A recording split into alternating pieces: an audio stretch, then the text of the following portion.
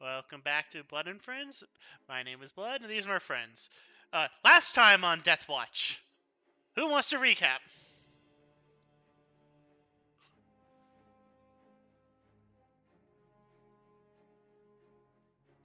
Alright then. Last time on Deathwatch, the party returned to the choking hazard, the Salamander strike frigate, in orbit above Vanier, and they met Inquisitor Virginia Mariana and Captain Johann von Generico of House Smith. The party, requiring medical attention, defaulted to Inquisitor Virginia Mariana's request to go on a mission on the moon of Tantalus here in the Vanier system. All right. So, I'm going to give you guys the option. I gave you a briefing last time, but I actually wrote up a briefing this time so that it's actually, coherent and detailed. So, we can either get right into the mission or we can do the briefing again. I'm content with either way, whichever makes you happiest.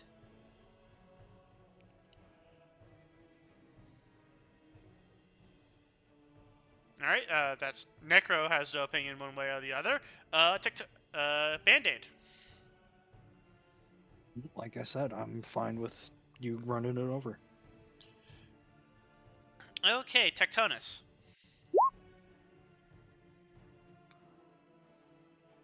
Short briefing. Okay.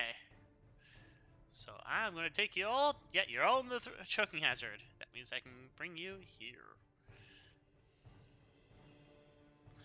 For more than 5 solar months, the Vanir system has come under a swarm of activity as the Imperium rushes to defend what it can and evacuate what it cannot. The sands of time are running, and Tantalus is out. And it remains to be seen whether, fuck, whether the fate of Vanir will be like so many others. While the hive world of Vanir, that gives the star system its name, hangs in the balance still, Tantalus has not been so fortunate, and the outlying colony is now in its final death throes.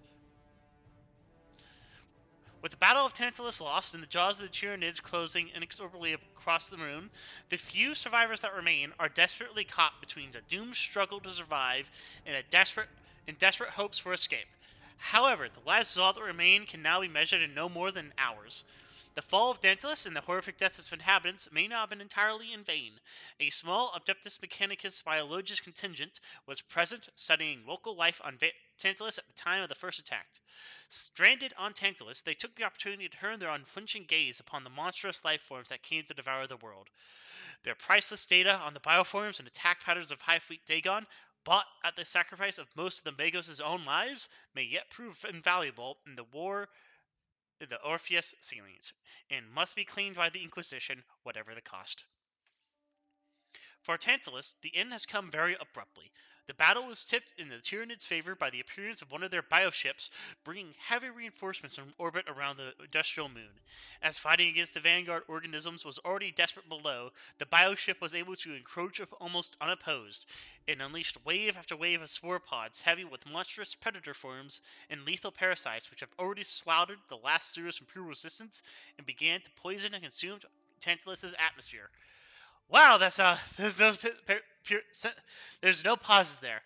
Unable to break through the Tyranid assault and escape off-world, the shuttle carrying the last members of the Mechanicus team, Magos Viakai, fled for Tantalus' southern polar regions that have not been overrun thus far. Unfortunately, it was brought down by the Tyranids a few dozen meters short of the relative safety of the polar ice caps, crashing near a Prometheum extraction complex designated Pyroclast Gamma 9. Since the shuttle's crash landing, fragmented transmissions from the Magos indicates that his personal survival and that of the vital data he is carrying has been secured. The Salamander strike frigate, choking hazard, has been on a rendezvous course with the Magos' shuttle when it was shot down by Tyranid flyers. That leaves the Inquisitorial and Salamander strike team to land on the planet and recover Yakai and his data core the hard way. You must land on the moon and extract the data core. All other considerations are secondary, though the extraction of other survivors is approved. Extraction will be facilitated through an emergency Vox beacon. It is advised the party choose a secure place with high ground to extract. Alright. Are there any questions?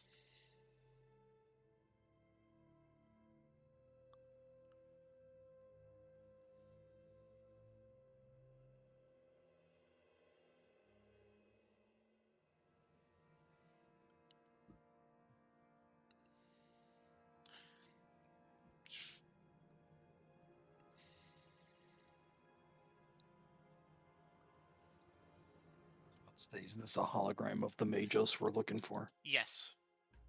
Okay. Oh, his robes are black. Fuck. Where is he from?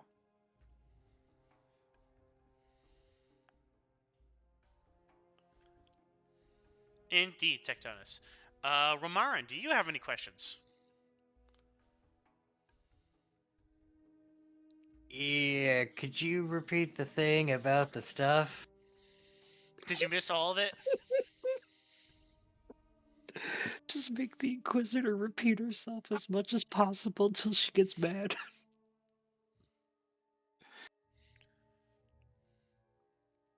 You must go down to the moon of Tantalus and go to the refinery complex of Pyroclast Gamma 9 and extract Magos Vardos Vyakai in his vital data core that he is carrying.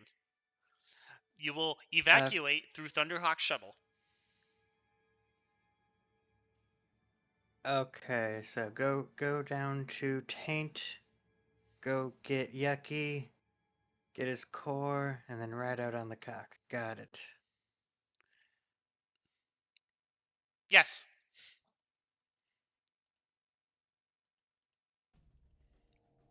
Okay. Any other questions, Necro? Not yet. Well, this is the time to ask it because the next scene is you and your drop pod. Correct.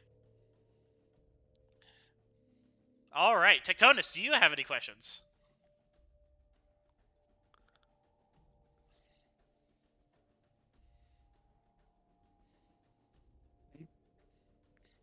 It's not really an in-character question, more just throwing it out there to the group. Did these chucklefucks spend their requisition points yet? No. What's it look like down there? Do you mean specifically the local conditions? As in the weather, the terrain, and the environment?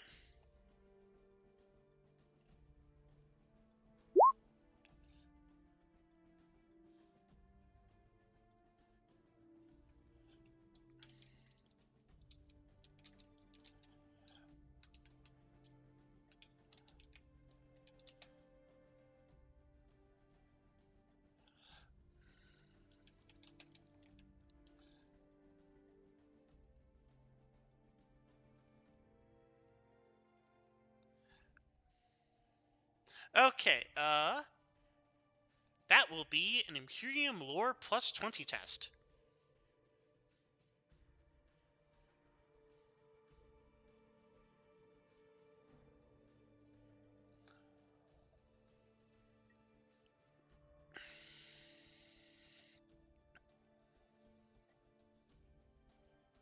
Mm.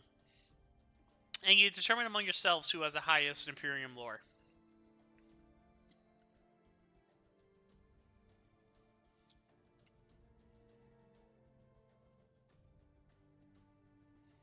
Alright, Tectonus is 49. What does everyone else have?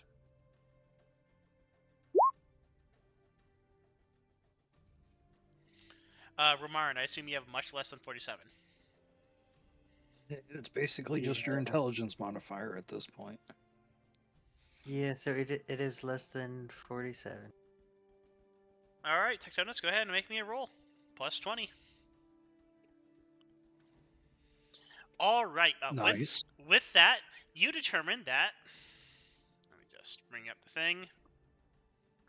The area around Pyroclast Gamma 9 is a subarctic tundra.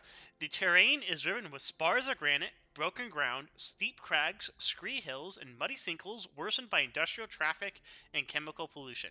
The air is cold and thick, heavy with burning chemicals and drifts of black smoke. The light levels are low, basically a bright twilight. So it's like you're going to have to be using night vision or thermal vision when you're walking around.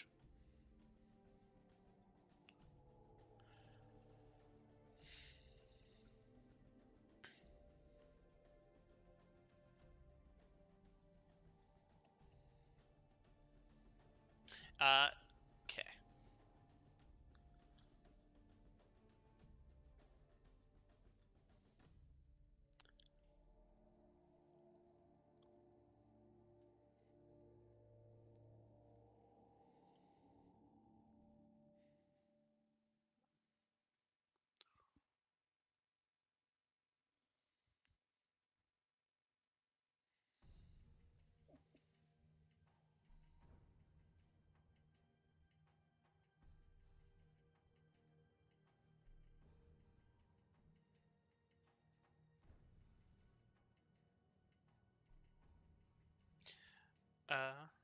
Band-Aid, do you have any questions? Well, Tectonus is typing. No. Or at least none that I have the energy to put on the voice for. Well, you don't have to put the voice on for it. No. It's just a bit, not a real question. Okay. Much like Necro's question.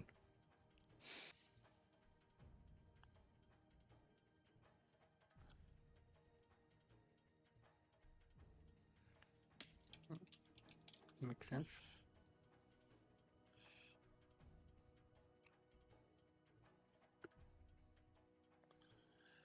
Not necessarily. It's a refinery, but a lot of the terrain is just like wilderness. There's no like standing pools of promethium just lying around.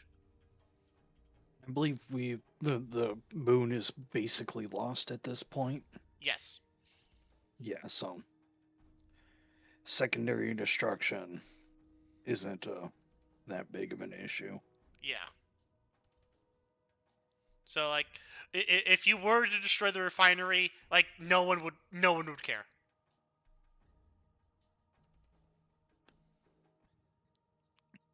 So by all means, bring your explosive rounds with you. Yeah. Okay. That if no one's going to ask any more questions, Think we're ready? yeah, select a leader. Who's going to be the leader for this mission?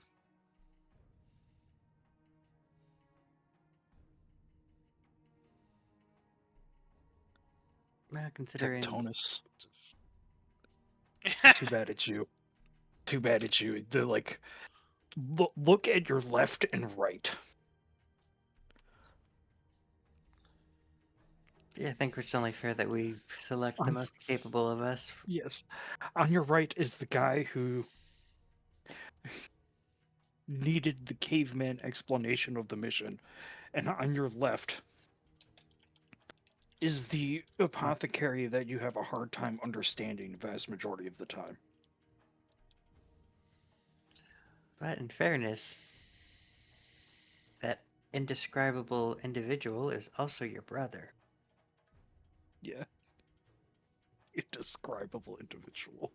So you could attempt to promote him instead. And then you two can have a fight over who gets to be leader. Where the loser ends up having to lead the And I operation. will say there's only one person here who's also a sergeant. Everyone stares at Tectonus.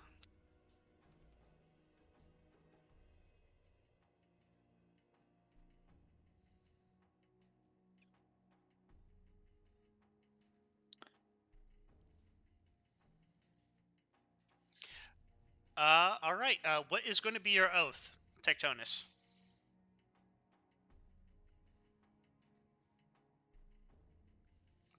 Would you like me to repeat the oaths?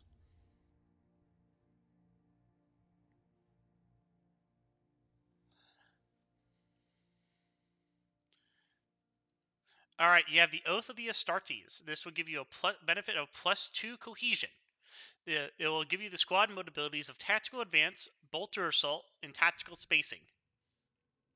Next is Oath to the Emperor. It will give you +10 bonus to willpower tests, and it will give you Fire for Effect, Regroup, and Strong Point. Then you have Oath of Glory, +1 Renown per objective, and you'll get Tactical Advance, Bolter Assault, and Furious Charge. Then finally, you have Oath of Loyalty. Plus 10 bonus to all tests to resist cohesion damage. Plus 1 to cohesion challenges. And then you'll receive Tactical Spacing, Regroup, and Soak Fire. Nice.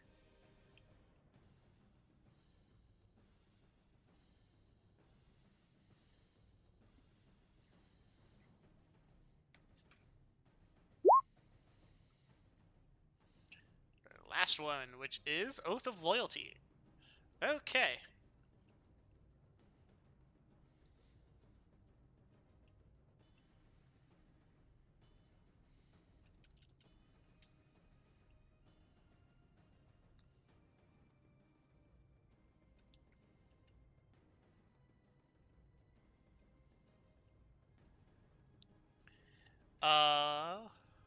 What did I call the 3 special things? What did you call them? Okay. Oath of Loyalty, Tactical Spacing, Regroup, and Soak Fire. These are on page 223 of the PDF, by the way. You also go to your abilities tab and hover over the ones that he specified. They'll tell you. Oh, sweet. So you said tactical spacing, soak fire, and what else?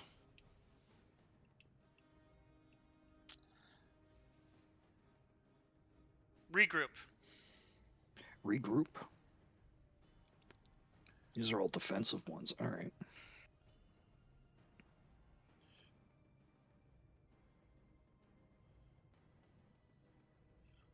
Those are actually pretty cool. You just have to remember to use them. That's what I was about to say. We never even use these things. No, maybe you will this time. Who knows? Okay, your arming. The party will receive a double load of ammo, 3 frag and crack grenades, an emergency Vox beacon, and 50 rec points.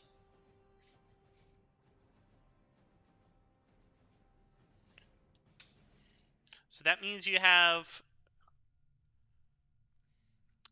I want to go to... It was page 32. That's what Necro said. So you go back to your starting equipment that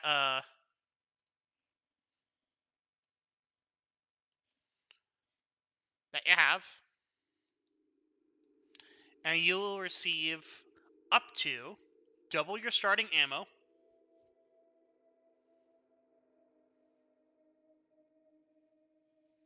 which would be two magazines. Well, actually, it says oh, it doesn't say. That's annoying. All right. So each of you receive 8 magazines for your bolt weapons. Yay.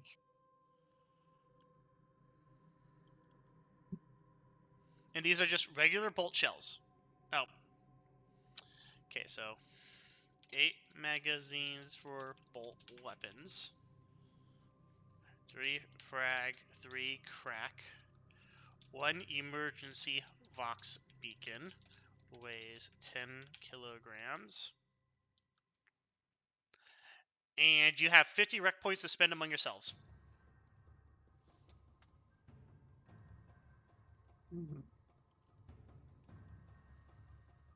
Tempting.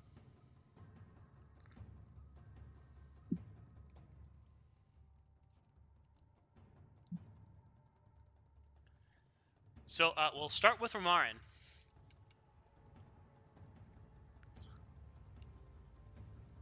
Yes, about the various things that I could purchase with my requisition. Yep. So I think my weaponry is pretty good.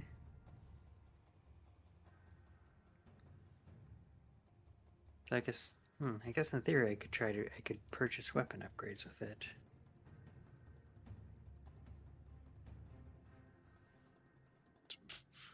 Or bolt shells. Specialist bolt shells. Or grenades. I mean, yeah, those are also not bad options. Are you trained in demolitions? Probably not. I don't believe so. No. Sorry. No, you're not.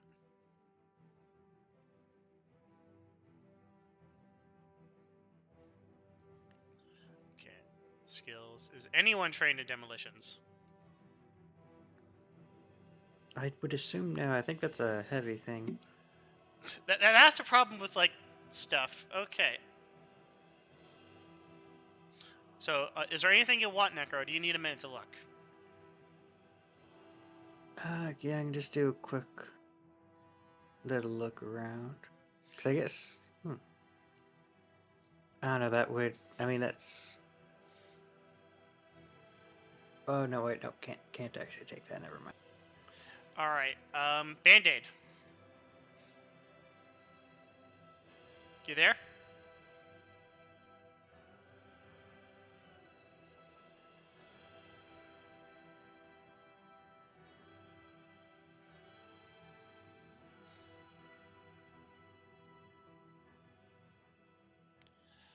You there, Smoke?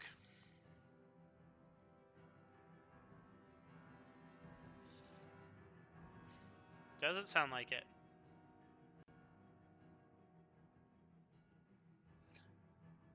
In which So I case? can't remember if. Oh, that'd be kind of expensive. I took that. Okay. Tectonus, are you there?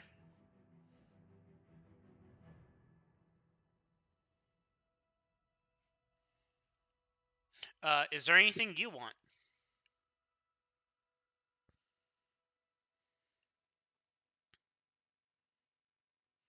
All right. So you're just not going to spend any requisition. Hmm.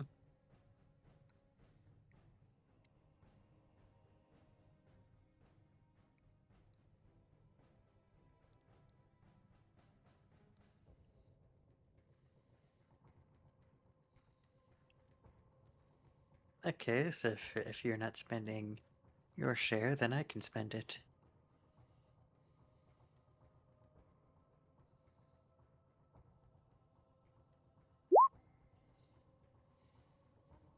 Max 25, 25.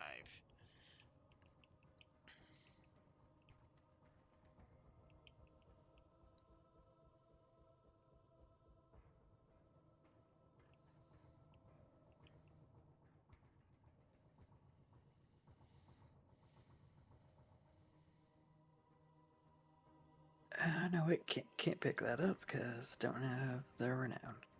Right. All the fun stuff is locked behind renown.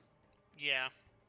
I mean, there are weapon upgrades, and you do know that the planet is in a low light condition.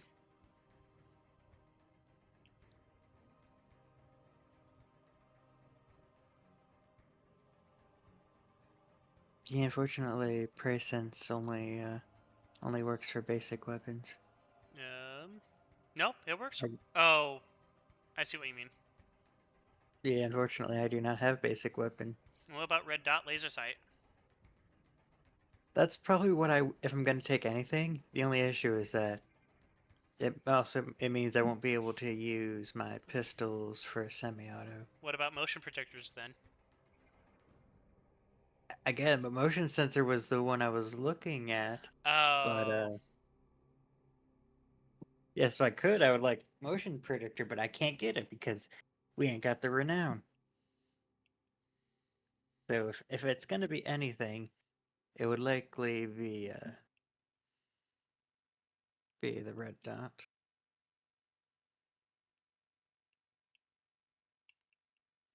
So you know what? Think I think that is no, because on one hand, I want to just be using as much of my ammo as possible since we were given a lot of ammo, but on the other hand, making sure the shots actually land.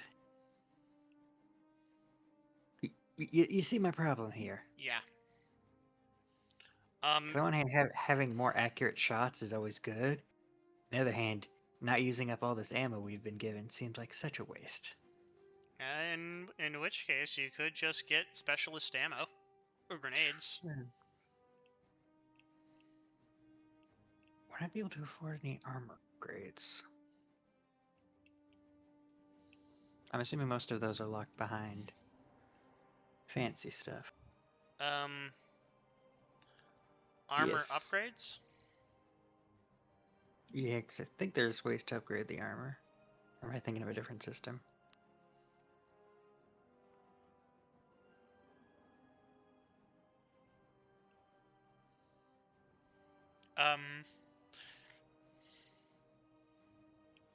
You could get better quality armor. Possibly, although I don't know if that's also locked behind renown.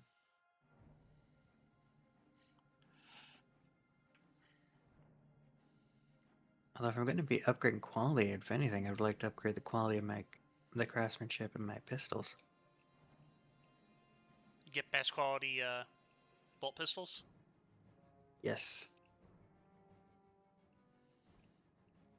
Well, you are on a Salamander ship. Yeah, so the question is, how much would it cost to upgrade both of my bolt pistols to best quality? 1 second.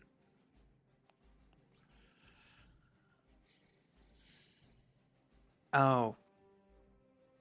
Found it. What does it cost? Renown. You need to be distinguished. Where's all the fun stuff like born known? So that you have reason to keep your characters alive. Yeah, I guess. It makes absolute sense. I hate this capitalistic wasteland that we find ourselves in. That looks like the only thing I can do is put red dots on. So you can't make them exceptional? No, that requires respect.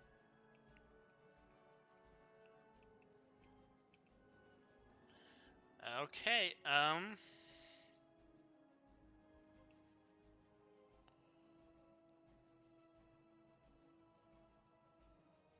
do you want a flamer?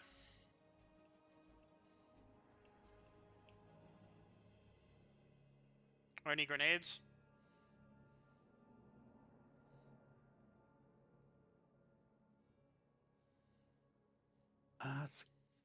Yeah, so let's review the grenades real quick, see if there's any of them that are actually hilarious.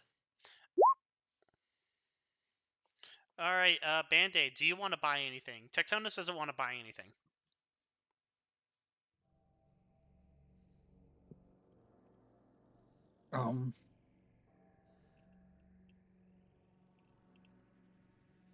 Has anyone else bought anything? Necro got a red dot sight for their pistol.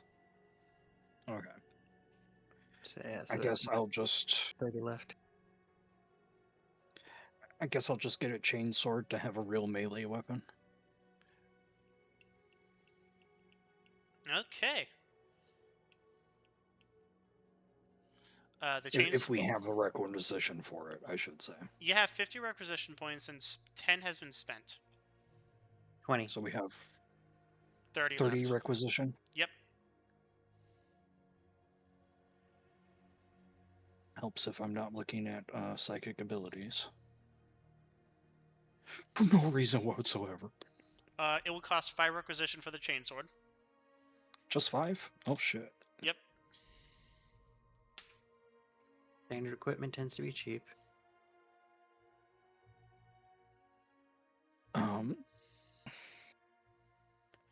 No, I just have another question. That's I have to pull up my the Salamander thing. See if it's at all possible in order to get a flaming chainsword for Band-Aid as well. That's first founding. Click on the wrong one. Explains why I wasn't finding them.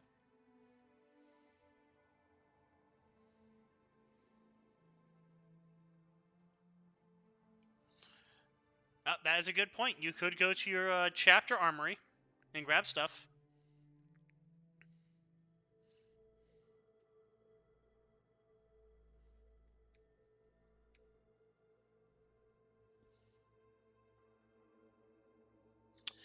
For example, the Hellfire Flamer exists, and you can use it to, and it's particularly ideal for facing Tyranids. It ignores natural armor and inflicts Righteous Fury on a die result of 9 or 10.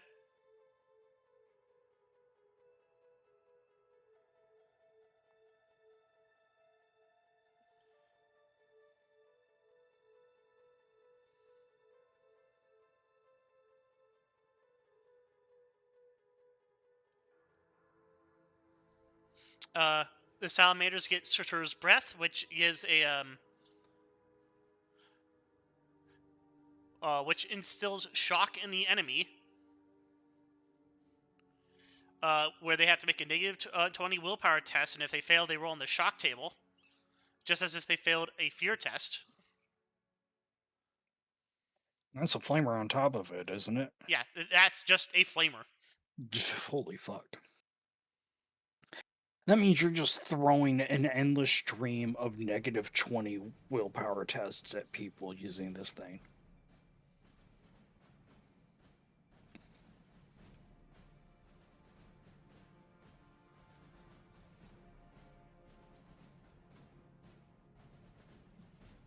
Come on, I know it's around here somewhere. You could get a vehicle. Get a vehicle. Nothing's stopping you.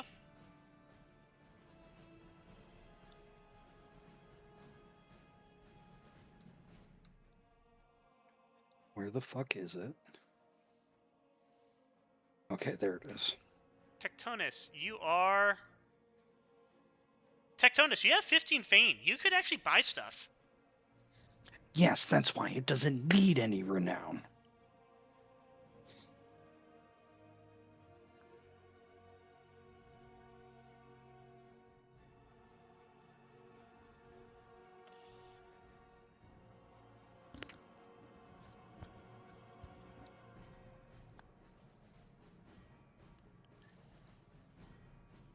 Yeah, because my main problem as I am now is I don't have a lot that I can actually invest in because of not having enough renown. Well, Tectonus can buy it for you, since they're renowned at 15. Well, no, if I spend 15 requisition, I can have the Promethium the chainsword.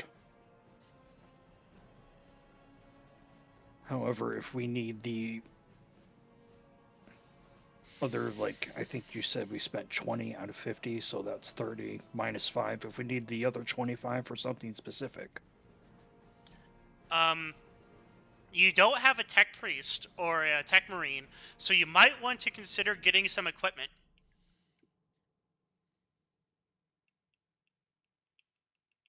If I can find the equipment again. Is it before the relics? There it is. So you might want to consider getting cluster mines, or a Auspex, a combi tool.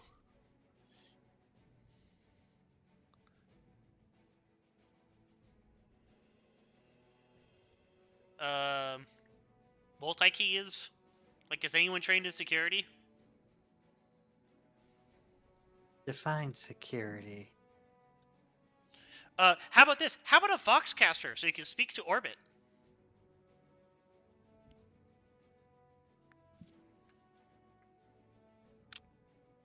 That's certainly an option. How much does the Squawk Box cost? 10.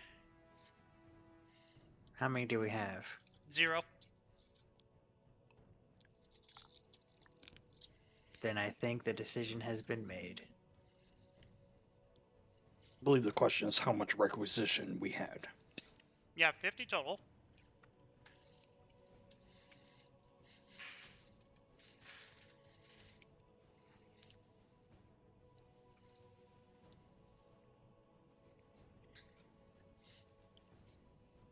Alright, we'll go to Tectonus. Does anyone want Tectonus to buy anything?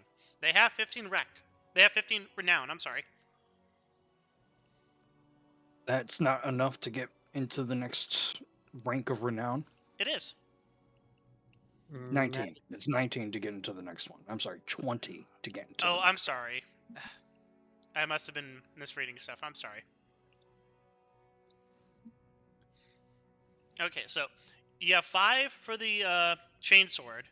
You have 20 for the 2 red dot sights. You have 25 remaining.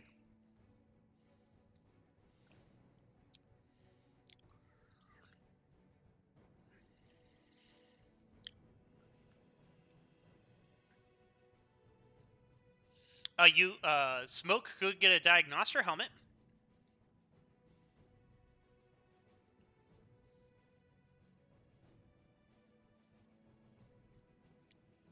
A diagnoster helmet gives a +10 to all medic eye tests when he's directly working on a patient. Which, for all you know, Vyakai could be injured.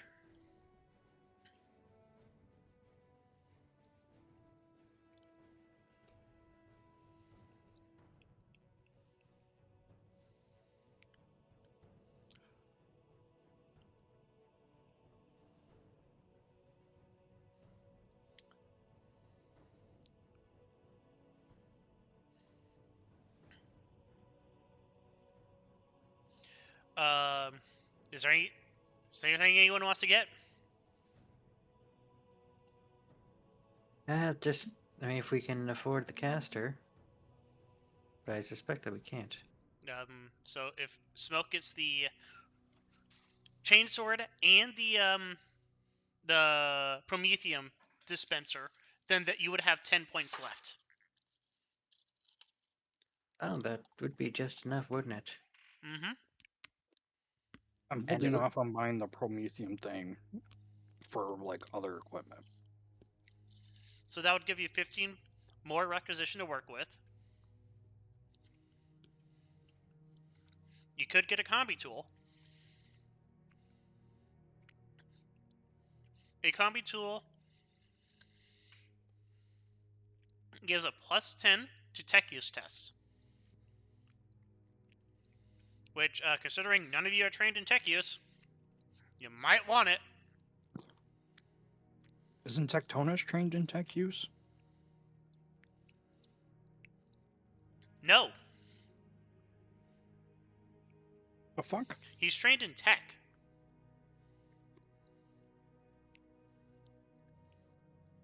Which, Tech what? he is trained in the common lore tech. Oh, lore. Okay.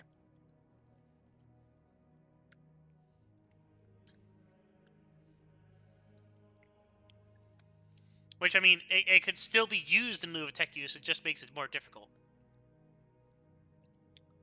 Well, none of us are trained, so we're gonna kind of fucking need it. Yeah, so I do suggest having a combi tool.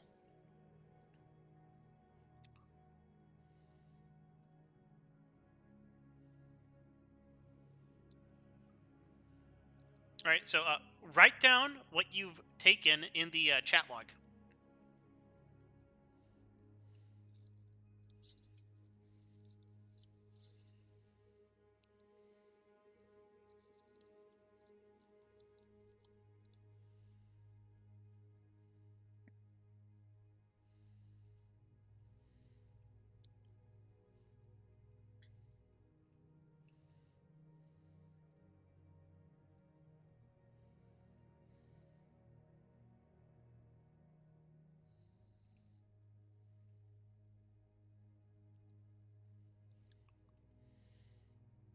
Okay, Necro, are you not getting the red dot sights? And I think I'll get both of them. Alright, write them down in the chat log. Oh, right, really.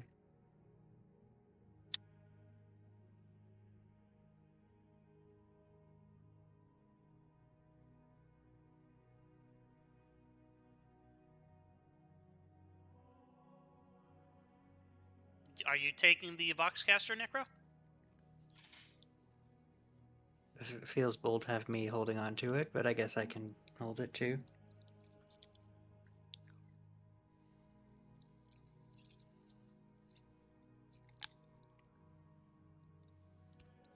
You have me hold all the important stuff. Why not? All right, that's 25. That's 35.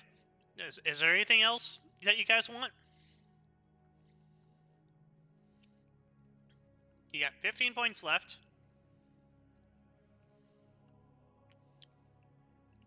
You can get more ammo. You can get How much is the combi tool or the omni tool? the combi tool is 15. There's also an omni tool.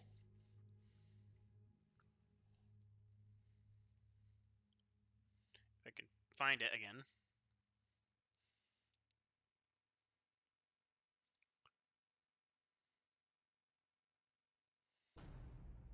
Which is 25, which just gives you double the bonus. And is specifically designed to repair bionics and servitors. And what do we have left? 15. 15. What does everyone else say? Do we just get the combi tool? Because I have a feeling, you know, Mechanicus fucking outpost, there's going to be a lot of shit going on.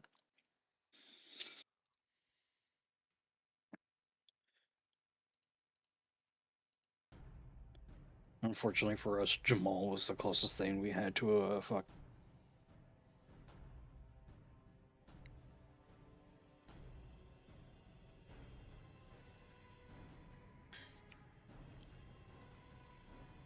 Ramaran, do you have anything to say?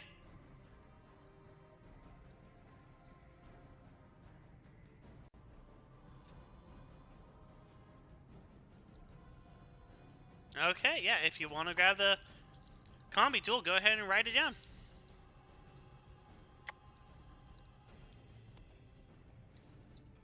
Gotta turn on the rado heater. Oh, okay. Ramaran, you there? Necro? Yes, Are you accepting the combi tool?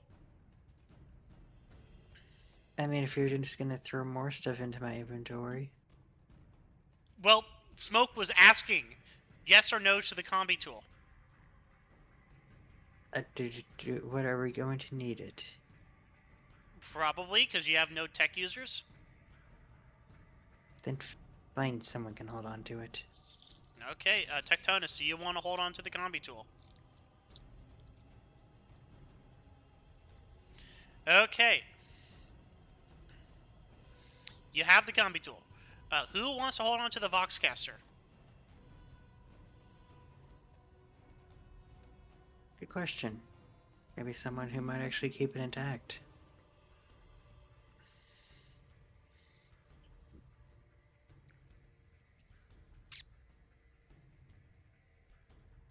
It's gonna be me, isn't it? It may be Band-Aid. Because he's not exactly... Go on. That would be the most appropriate person to hold on to the important tech stuff. Welcome back. You have a Voxcaster.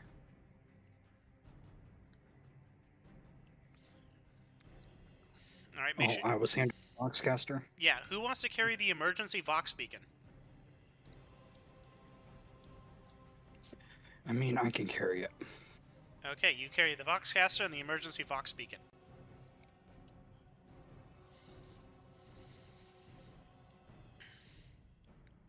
Alright. And that's all the points.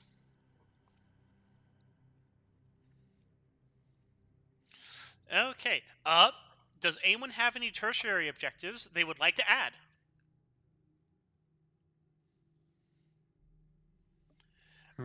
Right now, you have gene samples. Recover a suitable Tyranid gene sample from the planet for Inquisitor Virginia Mariana. Trophy kill. Honor Brother Jah'maul by recovering a skull he has yet to collect. No Man Left Behind. Honor the chapter by rescuing others from the doomed world. A recurring reward of 50 experience points for each person rescued outside of Magos Viakai. Magos Viakai. I do like the skull one. So do you want to add a tertiary objective, Necro? Assuming those aren't tertiary objectives? Those are tertiary objectives that you just have. Okay, so those are just things we've already have to the list. Mm-hmm. Ah, okay then. I feel like we will have our plate full in that regard. Okay. Tectonus, is there any tertiary objectives you want to add?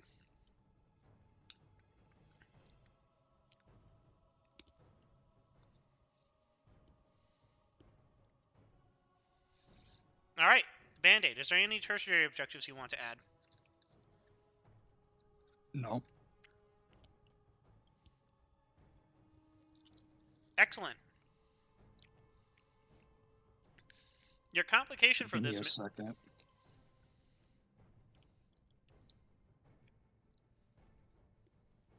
No, I'm gonna keep talking. I was talking to myself. Your complication for this mission is difficult extraction. Due to the presence of so many Tyranid destructor organisms in orbit, extraction will be difficult and take time. You'll likely have to hold a position for minutes while waiting to Thunderhawk.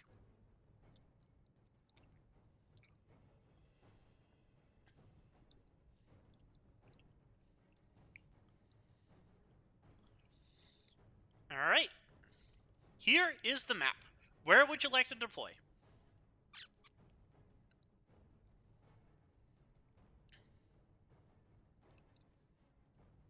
Nope.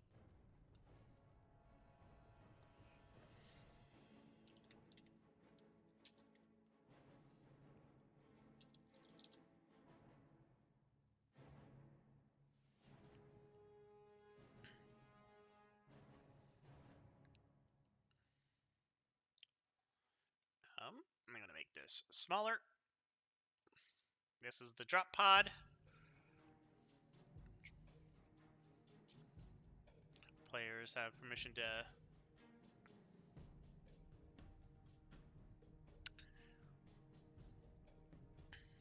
I'll give this to Tectonus.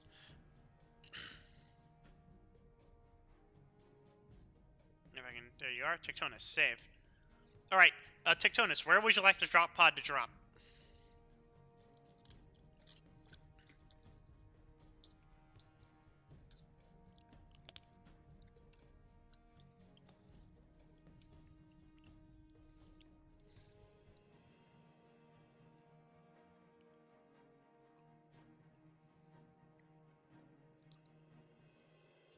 You there, Ben?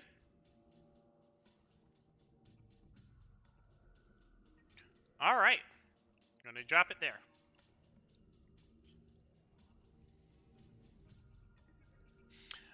One right here is where the crash shuttle is that had Magos via Kai.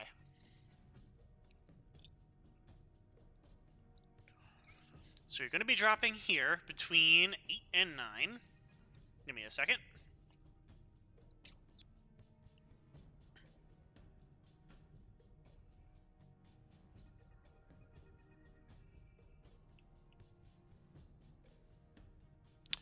That appears to be the gatehouse and transport station for number 8, and 9 is central control for the entire facility.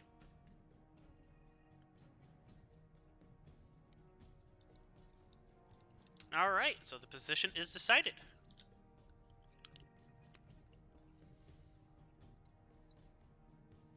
Let me put this there.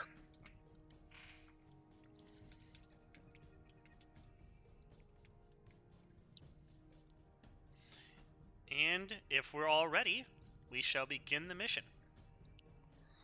You descend on wings of fire to the tormented earth of a dying world. Within the thunderous, claustrophobic cold of your drop pod, the assault on your senses and the agonies of crushing G-force exerted on your body would kill any ordinary man. While outside, the armor ceramite burns like a falling star, but you are no ordinary men who endure this fiery trial. You are Space Marines, the Emperor's chosen angels of death. Within your mind, you recall the mission briefing. Attention, Deathwatch vessel. Attention, Salamander vessel choking hazard. This is Magos Biologus Zardos via Kai. My conveyance has been fatally damaged and forced to crash land en route to rendezvous zone. I survive. The data core survives. I require immediate extraction from this location. The swarm approaches. Crash site unsafe. I will seek shelter nearby until your arrival. The data core must survive and be retrieved. Location and Carta follows. I will set this message to repeat as long as the anima endures. Message ends. The swarm is 5 hours and counting. 5 hours until the whole area is swept clear of life under an unholy tide of fang, venom, and claw. 5 hours. 5 hours and counting. The rector thrusters hammer on you like a blow from an enraged god. The drop pod doors blast open and you spring forward from your crash harnesses. Power armor systems already engaged. Auto senses tracking, weapon in hand. The daylight wanes, and though your suit's filters through your suit's filters you detect two pervading scents on this bitterly cold air: burning chemicals and human blood. So I am going to go to here. Control C. Control V. Alright, Alright, where would you guys like to go to first? And we need to go find. We need to go find the Yucky. So we should probably figure out what's near the bird that he flew in on. I believe we crashed right on top of it, didn't we, Blood? No, you decided to crash between the terminal entrance and central control. The But bird. this ain't the. Oh, that's the bird. Okay. Yeah, that's the crash bird.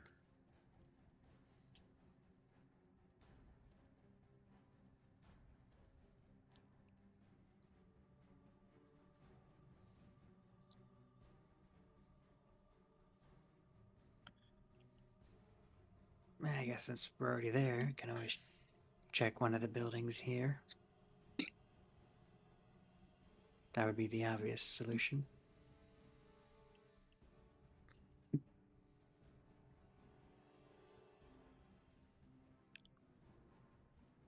Did you want to land there instead, or do you want to go there?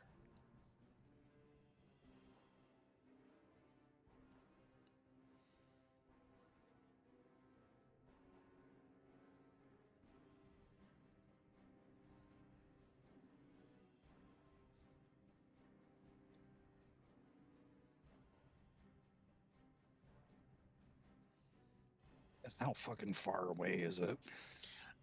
So each square. A million miles away. Yeah, so this is a multi-kilometer sized base, and I'll just send you. I'll just give this access to everyone, all players. Save. Using the grid square of the area, covering 5 squares will take 1d5 plus 2 time units if the kill team is moving cautiously, 1d.5 time units if a good speed, and 1d5 minus 2 if moving flat out. So 1, 2, 3, 4, 5, 6, 7, 8, 9, 10 unit squares to make it.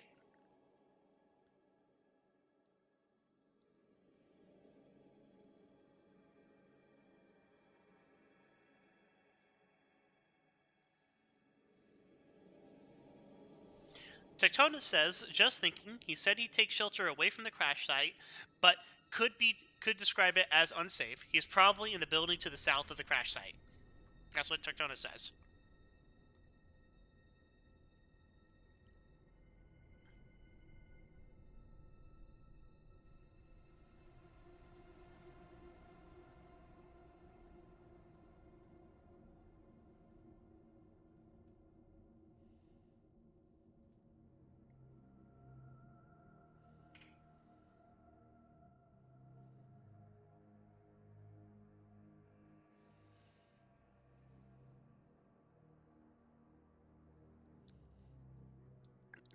Does anyone else want to do anything while you're here?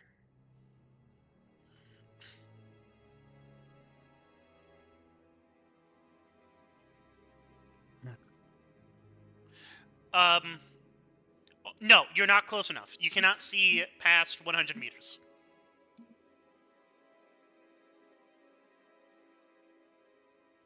The smell Oh. What do you mean the Magos? You're here to look for him. I mean, you have a Voxcaster. You could try calling him.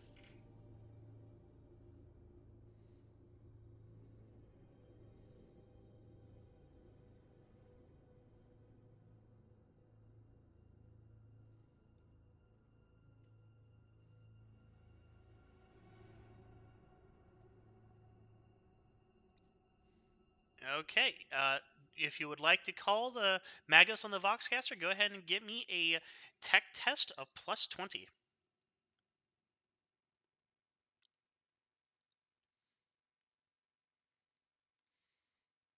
Alrighty. Lead the way, Commander.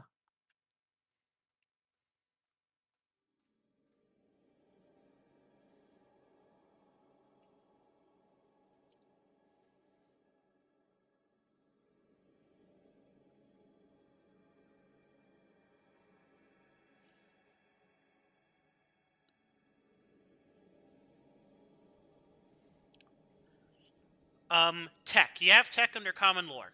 I will allow you to use tech instead of a tech use at negative 20. So you would be using tech at plus 0 because at plus 20 because this would be normally a very easy thing to do.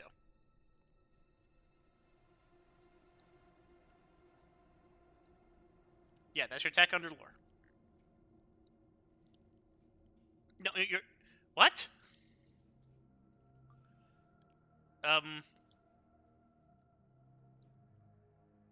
Oh, you did plus 20 instead of just putting 20 in. So you rolled a 25. So that would be 6 degrees of success. You deliver a message upon the VoxNet radio. You will receive no reply from the you receive no reply from the Magos, but you do receive a crackling reply from someone who calls himself a commissar. This is Commissar Falcosander. We are in a squarish compound around a crashed land hauler. We have not seen a Magos. I repeat, we have not seen a Magos.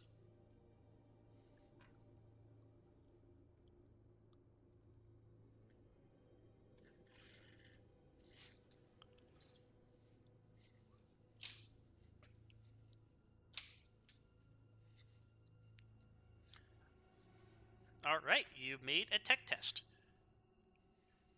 Is there anything else anyone would like to do? As it stands, the tall, looming structure of the gatehouse and the control center loom above you like shadows in the dark.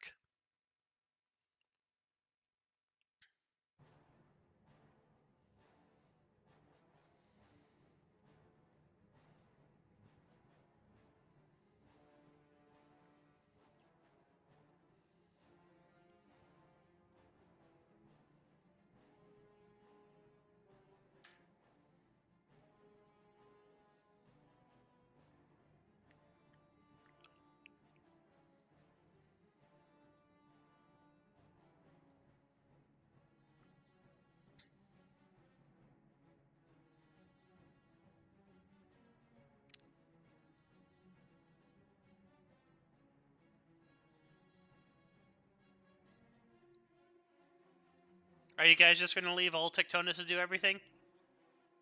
He is the commander. No, he's just...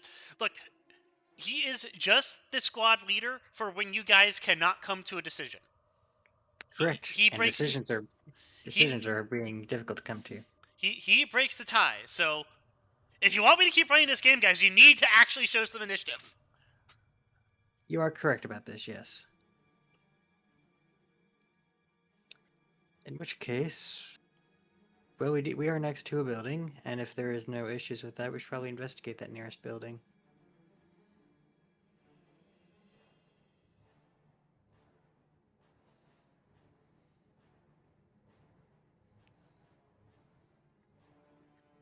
That is a possibility, yes.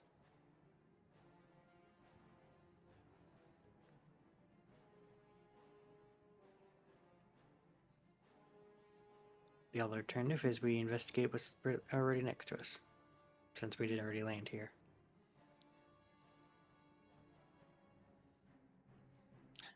Does Band-Aid have an opinion?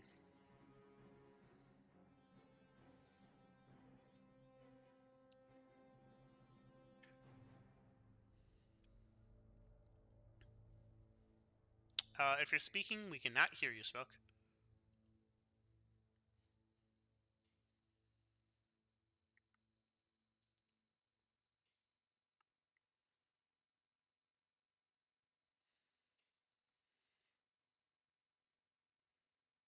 All right. Tectonus, would you like to look into the buildings that you're already around, or would you immediately like to make a beeline to Compound 6 on the map?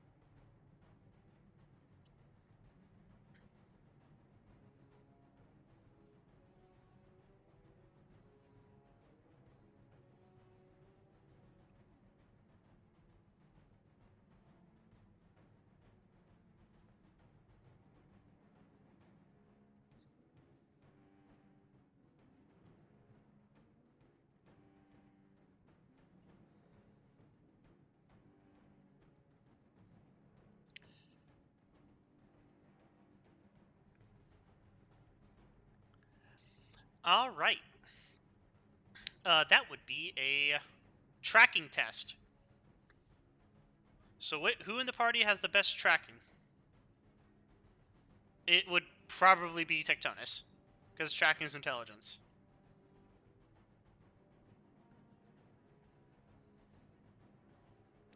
This will be a plus 20.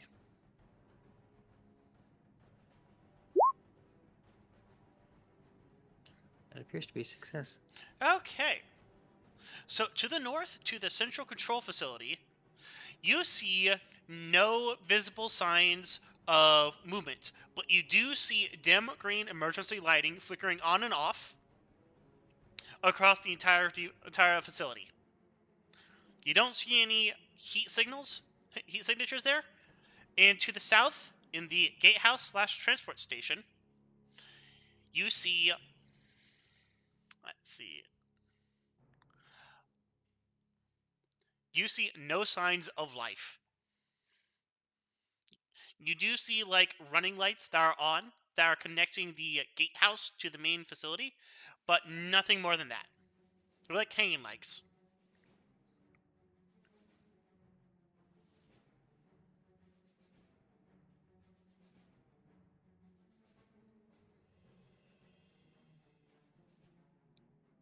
Mm-hmm. So that means there's not likely much in there, which means either they're very good at hiding, or it'd be a waste of time to search.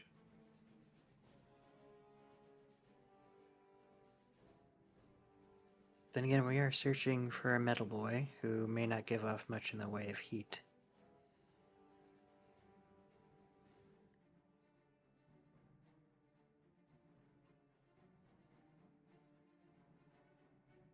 So probably the best solution would be to immediately investigate. All right. One time unit has passed. Correct.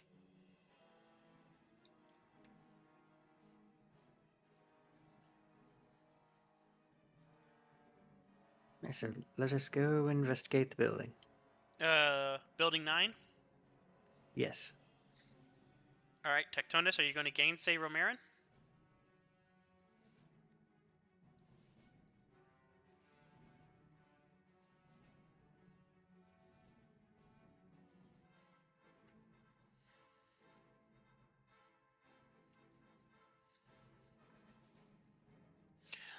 To go up to the building, you only have to move 1 square. Then you would be at the building. So it would only take 1 time unit.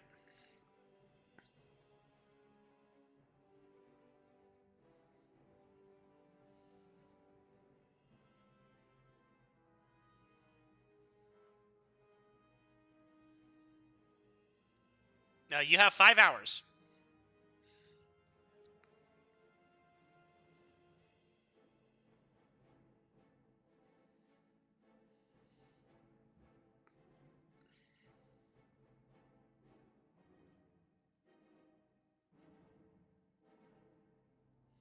Uh, roughly 20.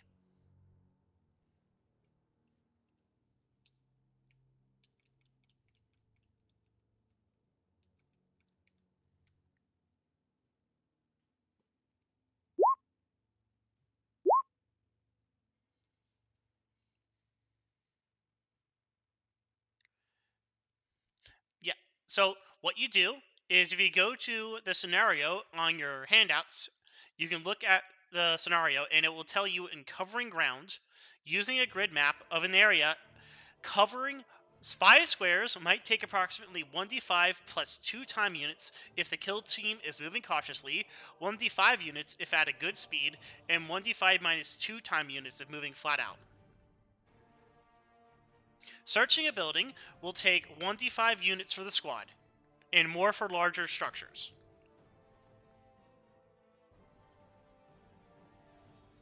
Technically, it's not that big of a structure. A short firefight will take a single time unit, a longer battle takes considerably more.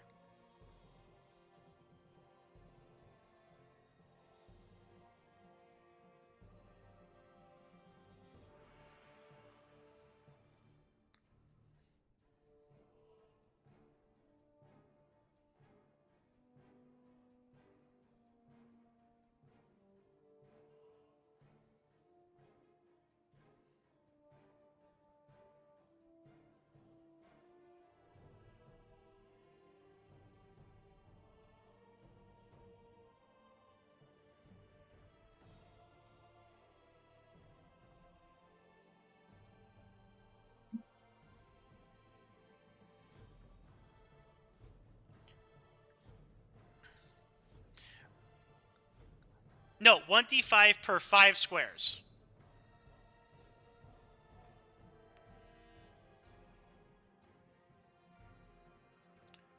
So it takes 1d5 time units to move 5 squares.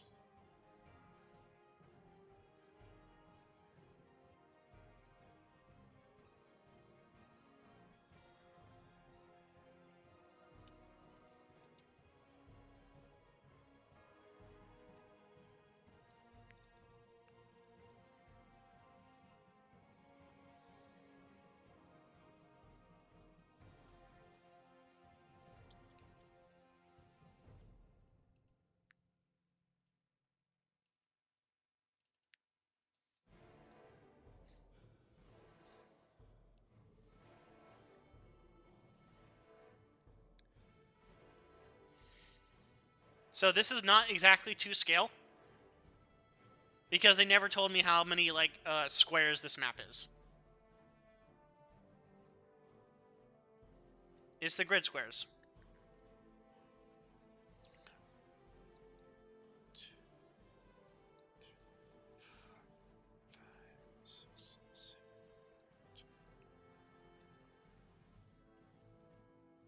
It's about 10 squares if you beeline it straight for the shuttle.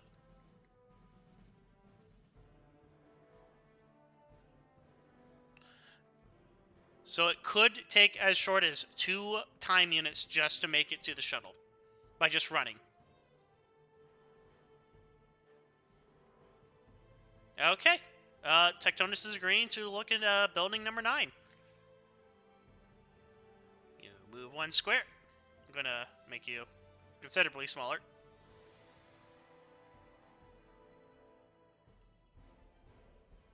Delete that.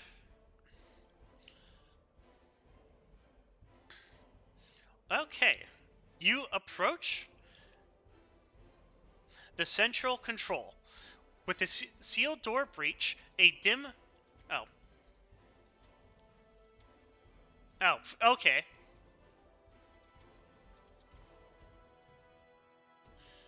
So, would you like to search the building? Now that you're here. You're outside a massive building that's about, let's see, 100 meters across. It is square and tall by about 3 stories high. It has running lights going along the top of the building, and occasionally garbled Vox messages are repeated across the damaged Vox units all around. It looks like combat has happened around here, and there are fresh bodies, mostly of humans.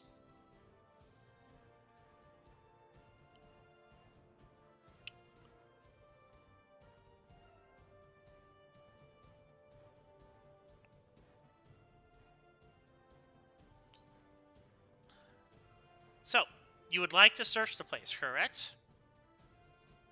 That would be ideal. Alright. Rumarin, go ahead and roll me a 1d5, please. Ready. R1B5. Alright, 4. That's not great.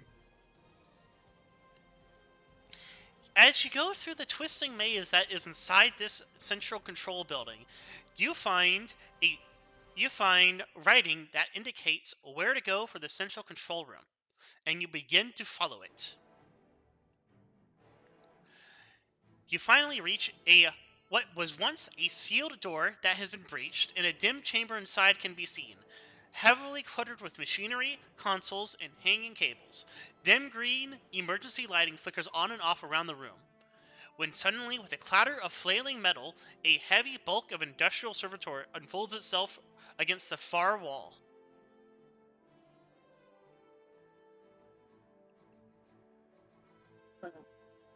I think that looks big and metal. That's one of them Maggies, right?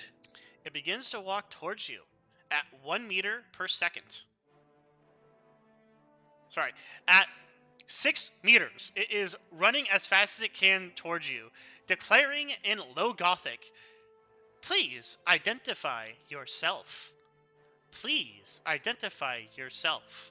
You have 10 seconds to comply or be forced to vacate the area." No, you.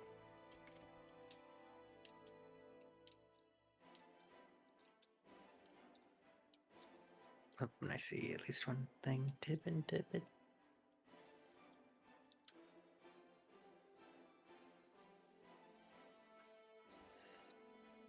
Oh, no, okay.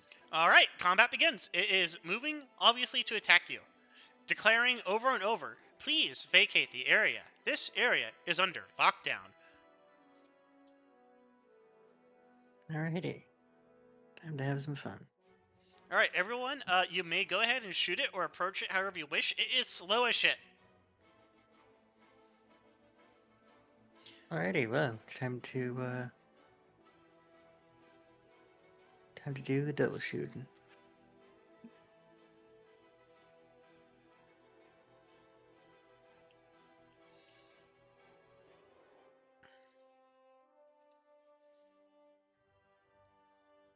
Okay, so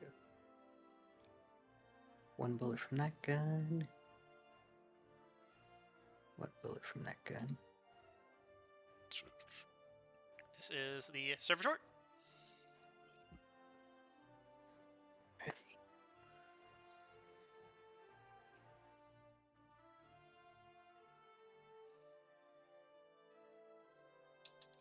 Alright, and what range are we at currently? Short. Thank you.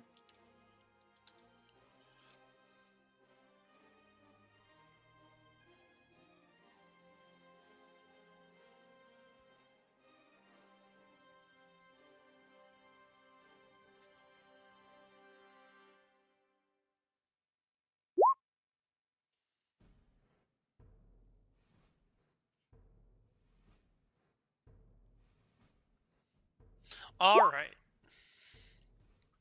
Nope, both of mine have missed. Your bolt pistols chatter as you utterly miss this barely moving servitor. Oh, by the way, you do have +10 to hit because it is hulking. Well, that would not have helped. Alright, Tectonus, it is your turn.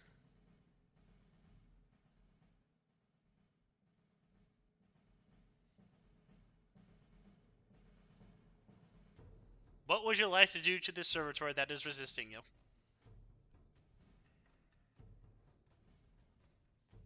It raises its double drill hands at you menacingly.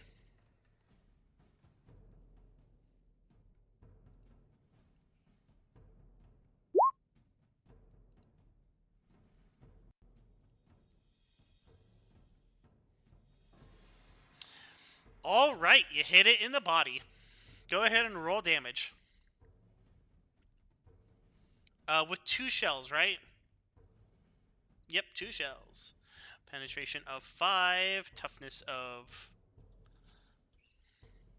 Okay. 2, 6...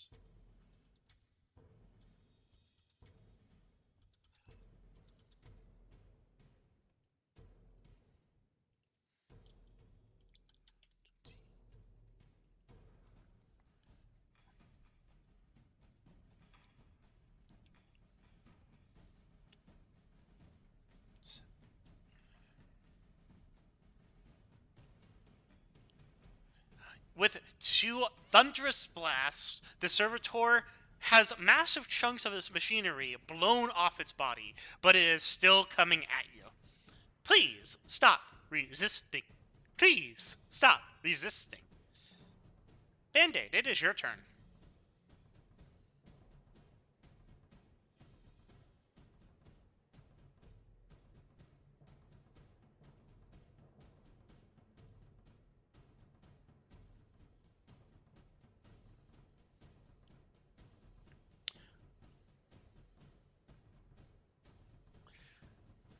You there, Smoke?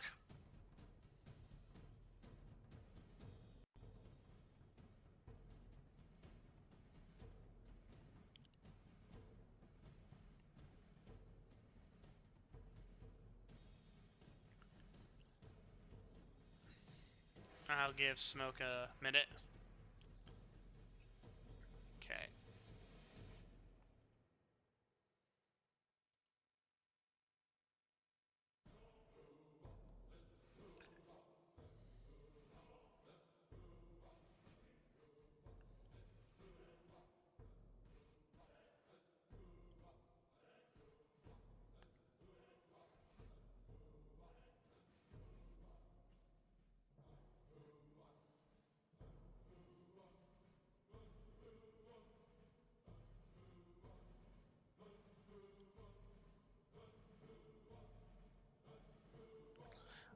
Alright, Smoke, are you back?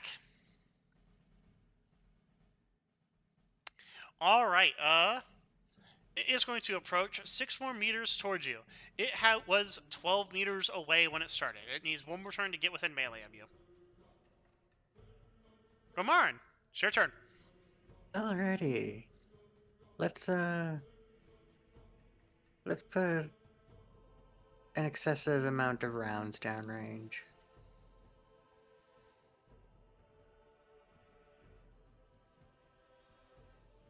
You remember, it is plus 10 because it is hulking.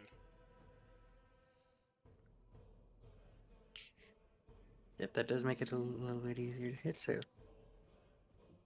Minus plus first shot. Followed by second shot.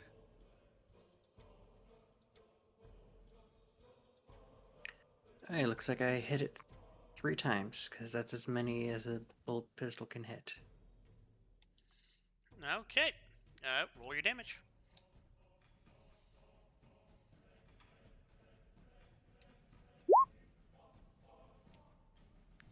Okay, and with that, the servitor is killed.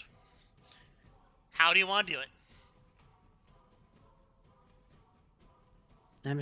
Well, with a rapid flurry of bolt pistol shells, going to immediately take out its leg so that it crumbles under its own weight.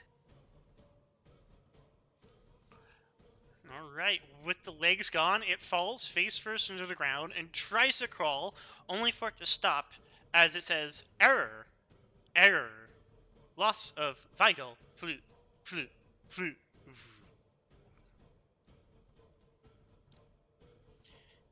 And you'll now have free reign of the control room of the entirety of this facility. Man, that wasn't so bad. Good thing we done dealt with whatever that is. Now we can go fiddle with all the blinking thingies that I'm usually not allowed to touch.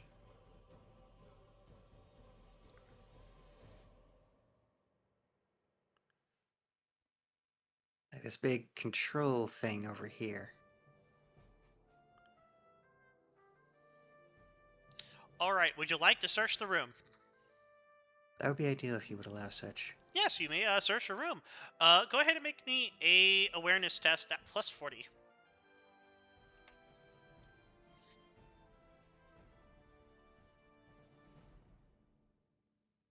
Alright, Romarin. You immediately go to the consoles, and you see, written in Low Gothic, that these are the flow and regulation machines for the refinery's processes, and that big red letters say that is in full shutdown.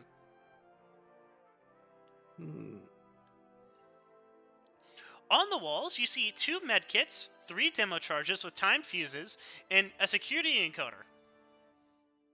Well, a box of security encoders that has as put on the front like with one of those message dispensers. Please do not give these to the convicts. This will allow anyone to bypass the servitor security system.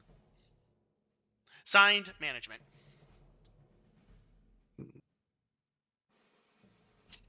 We got a lot of buttons and a few thingamajigs. So we need to use the thingamajigs on the doohickey so we can get it to stop being red. Because red is bad. Tectonus. While Ramard is looking at the bright flashing buttons, you see there's a puddle in the ground of black viscid fluid. And it drips. Drip. Drip. Drip. Drip.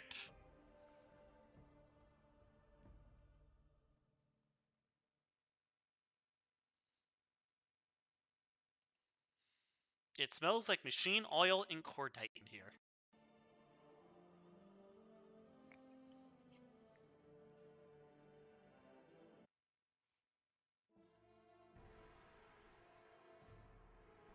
You hear your Tectonus?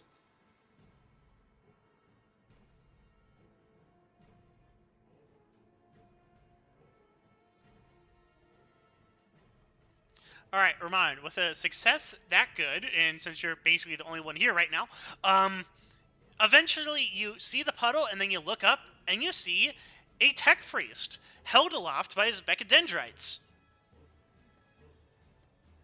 I think that stuff's supposed to be inside.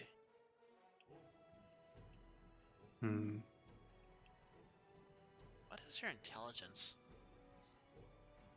Okay, you're not stupid, you're just bimbo. Himbo. The others don't need to know about that. Shush. The others aren't here, apparently. Alrighty. I guess we'll see if... Let's see if we can pull the tech priest down from the roof, because tech priests don't go on the roof. Alright, 1 second. Now if I can find a thingamajiggy. There it is.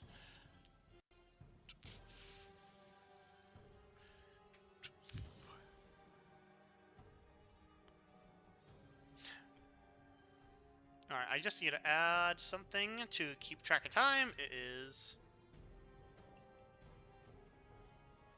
because that was a short firefight. There is something clearly wrong with this tech priest. He is on the roof, which is about 4 meters high, but that's easy reach of you. One side of his cowled head and shoulders are thick with wet crimson black blood, and one of his background mechadendrites is broken in half and sparking occasional pulses of electrical discharge. Do you reach for it? Yeah, I'll try and pull it down to see, get a better look at it. It moves away from you.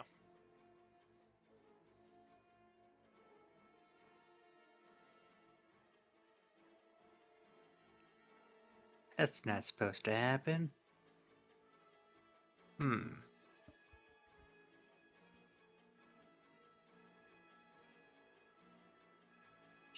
Well, you're not the one I'm looking for.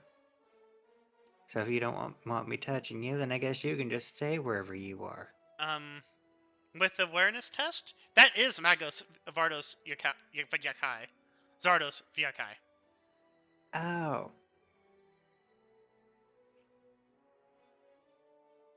Wait a minute. I thought you're supposed to be alive. That completely ruins my plans for this operation. Yakai. Go on. Just good. Well, if you're not alive, then I guess I'll need to collect you anyway. Yakai's cowled head follows you. Go stop squirming before something gets broken.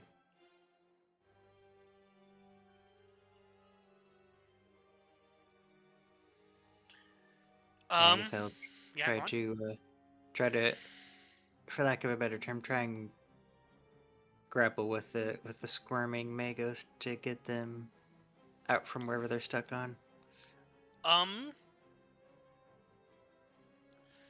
right. How would you like to do so? Well, the first part would be trying to. I need to try and actually get my mitts on him, which that in itself is going to be quite difficult with it constantly squirming around. He is doing everything in his power to avoid you. Welcome back, a Band-Aid. Yep, you've come in to see the assault marine chasing around a body hanging from the ceiling. After hearing several bolt shells be fired in rapid succession. Okay. On the ground is a dead servitor. Okay. And you said the person is chasing a dead body. Just hanging up on a ceiling by its limmies. Would you like to enter the room and look up? Yes. On the ceiling, you see Magos Vyakai hanging from the ceiling by his megadendrites. It is doing everything in its power to avoid Ramarin.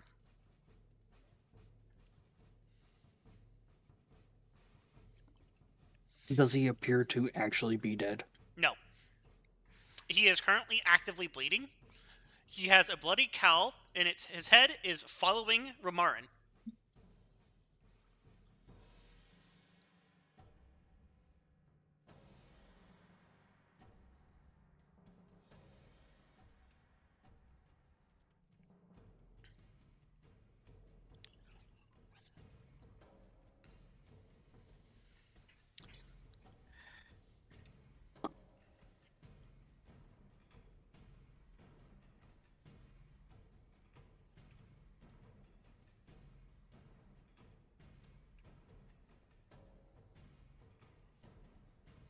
Is there anything you'd like to do? I wanted to try to essentially talk the Majos down, but right now I have no idea what to say, so that is my biggest problem.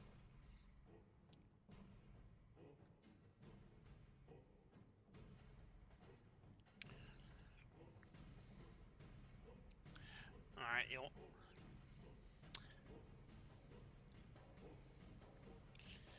So it has been one time unit since you have found the Vagos, and you're debating on what to do.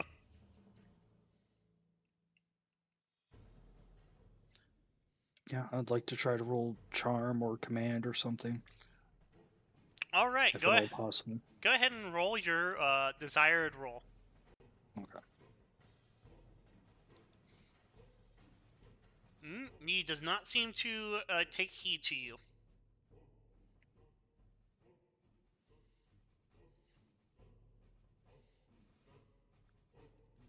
I mean, you could try doing that, Tectonus. Yeah, Tectonus, go ahead and try and talk to him.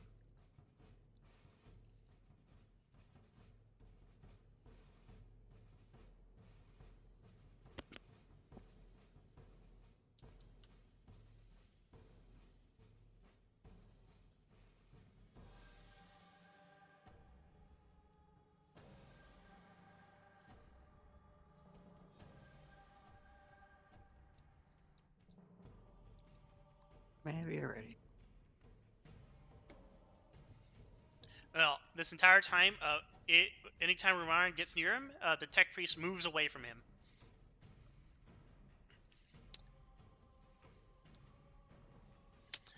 It seems one of the tech priest's mechadendrites is connected into the power systems for the facility.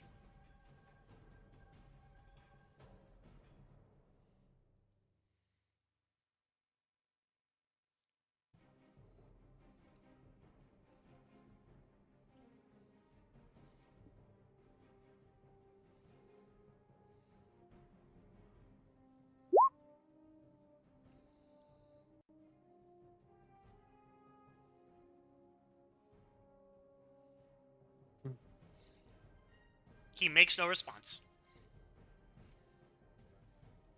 To reiterate,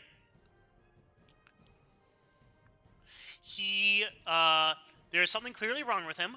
One entire side of his cowled head and shoulders are thick with wet crimson black blood, and one of his back-mounted mechadendrites is broken in half and sparking occasional pulses of electrical discharge. His movements are a curious mixture of drunken swaying, counteracted with sudden stops and precise corrections to his gait and posture.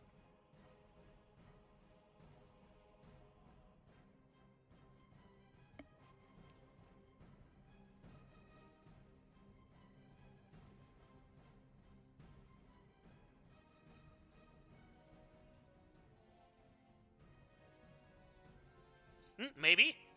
You could make a tech test. -20. Indeed, Band-Aid. If you catch him, you can heal him.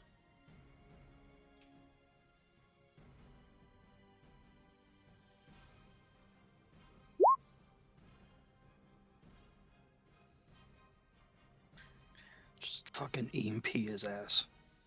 Tectonus, if you would like to make a... If you would please make me a command test at -20.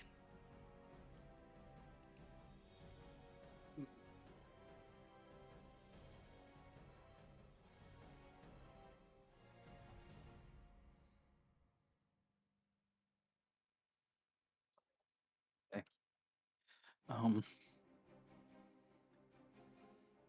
I will attempt to sneak up on the Majos while Romarin is distracting them. Okay. No. The tech priest skitters away from you, and when he is accosted with a broom, his arm takes hold of the broom and starts hitting Tectonus back with it.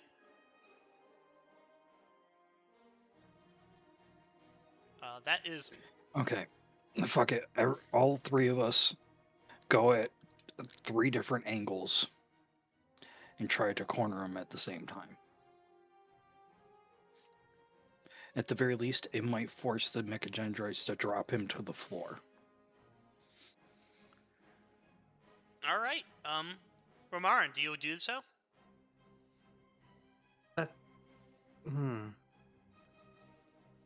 Yeah, might as well try. How do you need me to roll? You don't need to roll anything, you just need to participate. And I assume you participate as well, Tectonus? Yep. Oh, that's right. Right. You don't roll to do 8 actions. That's correct.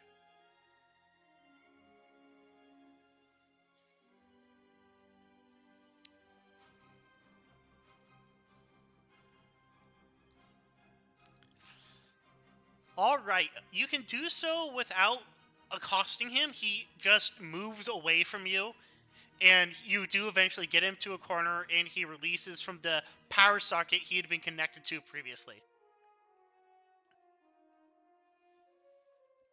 He is now in a corner on the ceiling, in a corner of the room. Trying to grab him. You want to grab him? Yeah. He pulls out an Infernus pistol and points it at you.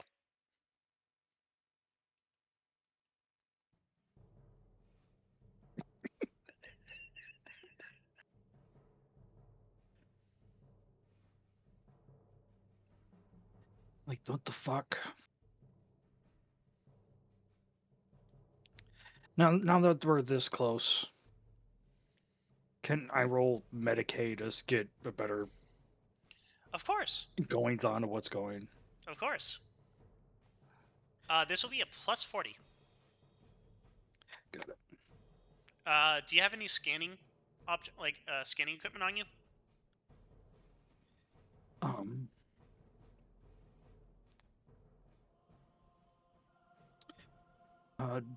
No. Alright, this would be a plus 40, and you would not be able to scan him in any way. You would only be able to see the surface level problems with him. Yeah, I do believe Yeah, I don't get any, special. if you had the Diagnoster helm that you could have gotten, you would be able to use an Auspex scan. Yeah.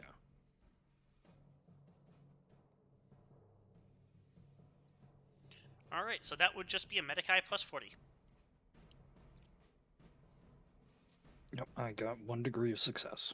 Alright, with that, you can clearly tell that he is injured in some capacity, and that the blood dripping from his body is some sort of Mechanicus tech sorcery used for enhanced healing.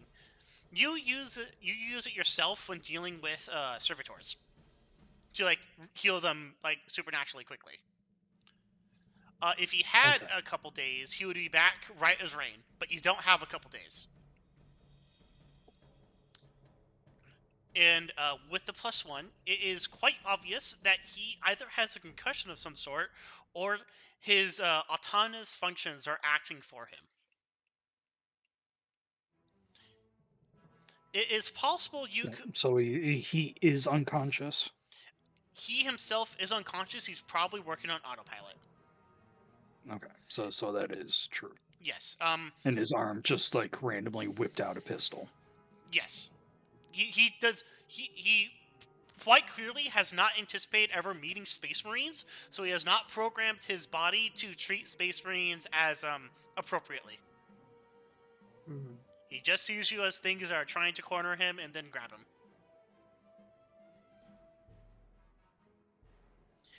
It is possible that you keep reiterating to him in clear and concise language. You may be able to get through to him.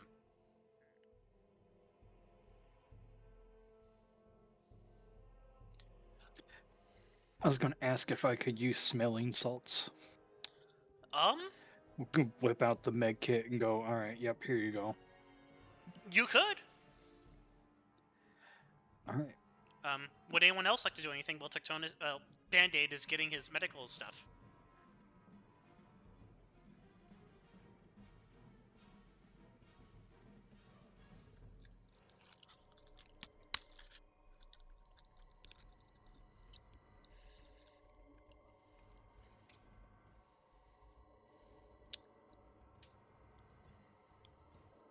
It's worth a shot.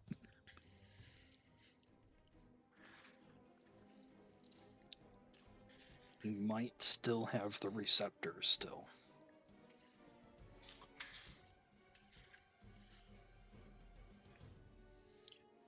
Romarin, is there anything you would like to do?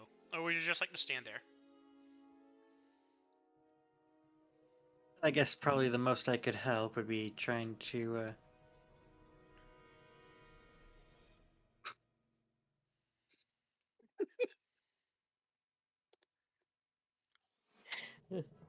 That's Special smelling salts of Nocturne, they're extra spicy. that hurt. Okay, I guess what the best Romarin can do in this situation is basically try and do his best to try and hold the Magos while the good doctor tries to perform. If you get closer than Band-Aid, he will shift the pistol to you. Well, that means it's aimed at me and not at the doctor. So that works. Fair enough. Do you make no other action besides getting close? Print until ordered otherwise. Alright, Tectonus, is there anything you do?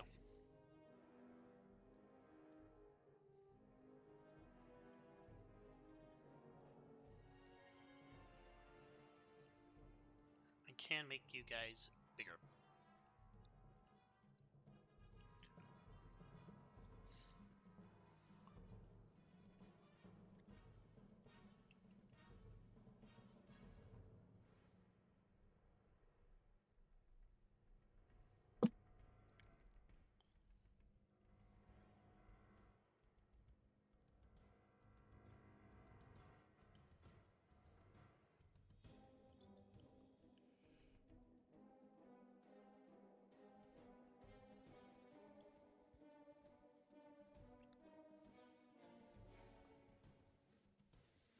Alright, Tectonus, if you're not going to do anything, Band-Aid. Yes. Would you, what would you like to do using your Narthesium or drug stash?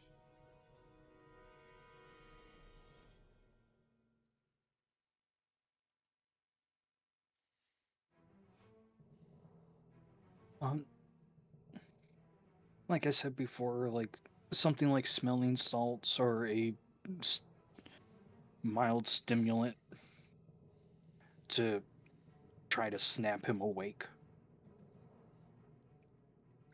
Alright. How would you like to make him ingest this?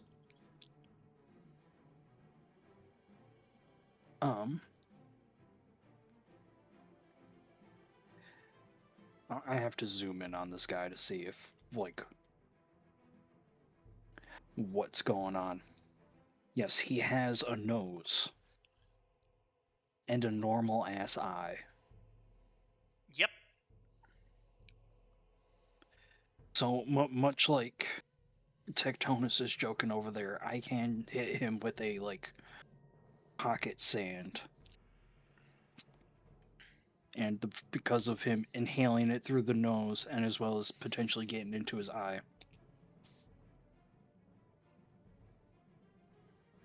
Just irritate the fuck out of him until he wakes up. Okay, go ahead and make a med guy test.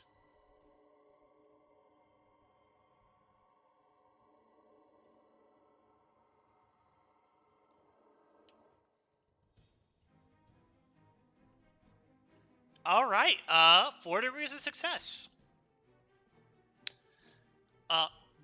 Unbelievably... Oh, wait. He has to make a toughness test. Oh fuck, he's Mechanicus too. Oh. Yeah. Oh. I think him just succeeding on means he succeeds, but... You have 1 degree of success more. Okay. I don't remember if that's actually how it worked or not. I'm not sure either, but I'm just going to say it. I remember it was something where I like dodging. You just have to succeed. Oh, he's not dodging. Yeah, but I didn't realize if it, if it went for other roles. Contested roles or whatever. Alright. It is going to make a...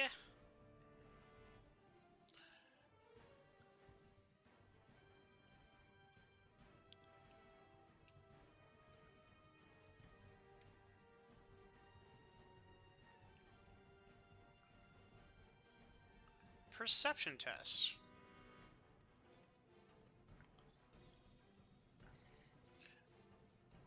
-10. Fails. Okay. So Magasakai does not wake up, but he does say, error, medical assistance required. Error, please show the holy hymns of the Omnissiah.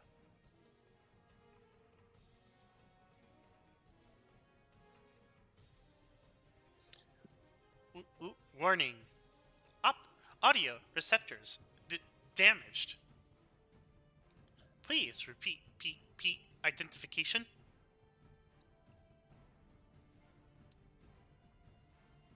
Alright, and that is another time unit.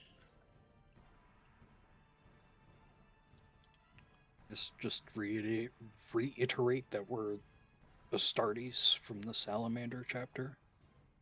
Okay, make a -20 fellowship test.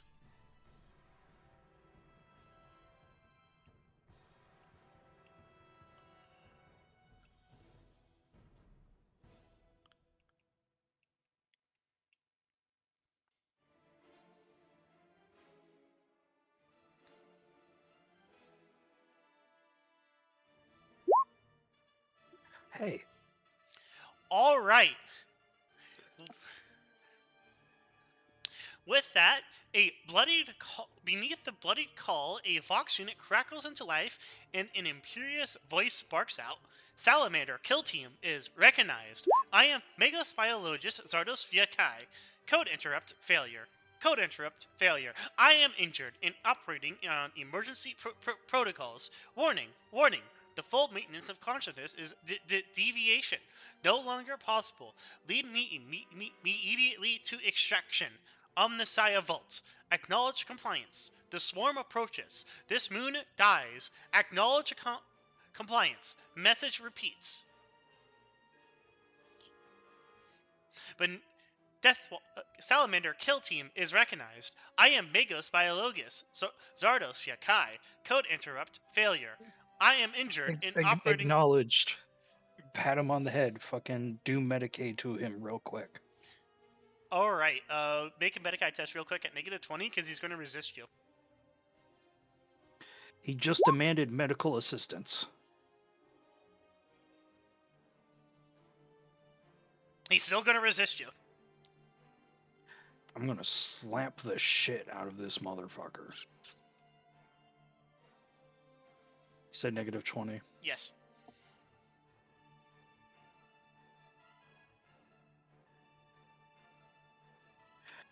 Walking up to him, going, Starty's apothecary. Going to heal you now. Nope. He resists you too much that you cannot get a clear look at his injuries. He consistently moves away from you. You would have to hold him still.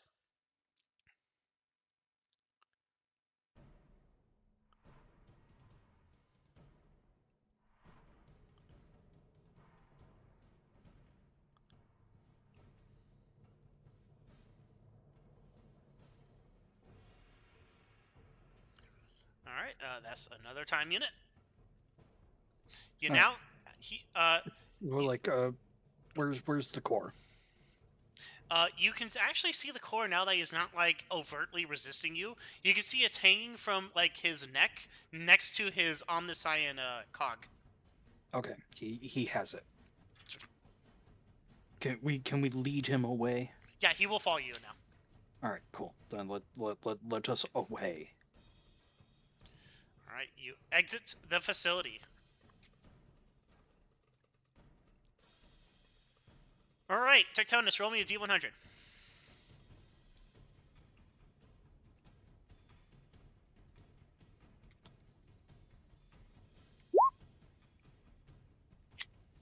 $35. Okay, where would you like to head to next?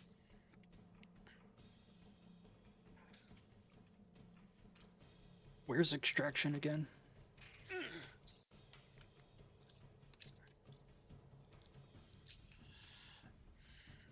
Extraction is wherever you place the Vox beacon, but you were suggested to place extraction in the comms tower in the southeast. That would be number 5. Oh, 5. Okay. It was suggested because so that's extraction. Yeah, it was suggested because it was tall on an earthen embankment that would give you protection alongside, whatchamacallit? Alongside the fact that it was tall, it had a clear Vox enhancer, and it was in the lee of the entire facility, so it didn't get affected by weather. That's fair. There is advantage in height, so I could see that being the suggestion. I agree with Tectonus's. You could also call extraction right here, right now. I mean, we could. We have all of the equipment. Yeah. Another alternative is that you do have someone capable of rapid mobility. I was just about to say that. Yeah, the cities. Oh yeah. Yeah. So I mean, we have to get the Majos to calm down for you to rapidly expedite him. Yeah, he will not accept being touched. Yeah. So I mean, I do agree with Necro though. Romarin can do some scouting. Yeah, so where am I best utilized, Captain? So in within your visual range, you can see this, which looks to be a mag train rails that lead due east.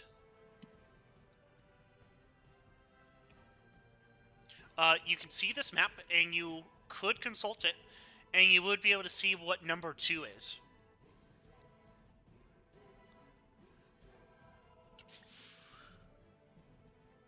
Alrighty. Number 2 is the station.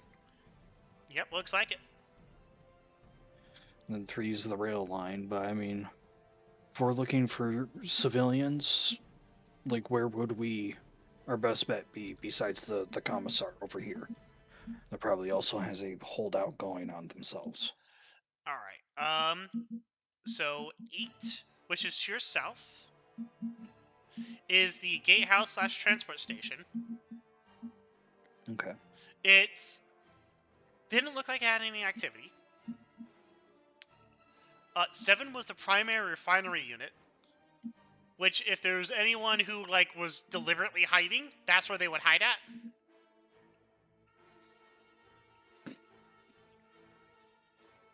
Okay. 10 are the main compression tanks. If you wanted to destroy this facility, that's where you would detonate. Okay. 9 was central control. You looked through it, you found dead bodies, but you didn't find any civilians. You found Vakaya, but that was it. 6 is a compound that looks to be like a storage shed / depot for the land haulers. 4 is the security bunker. If anyone wanted to survive, they would hide out there.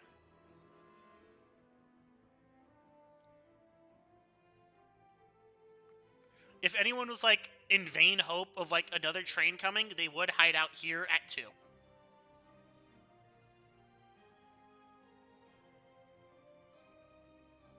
But your options for places where people could be is 8, 2, 7, 6, 4. Those are the 1, 2, 3, 4, 5 places you could go.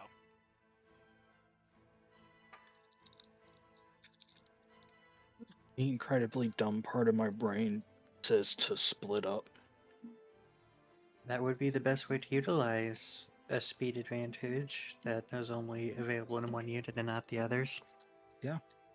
I was about to say, alright, Romarin, you can go check out 2 and 7. Tectonus is gonna run down to the commissar. Band-Aid's gonna run over to 6. Understood.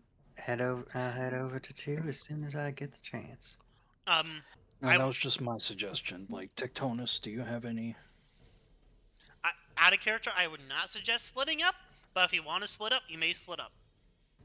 That's why I said my incredibly dumb suggestion. Of all 3 of us splitting up.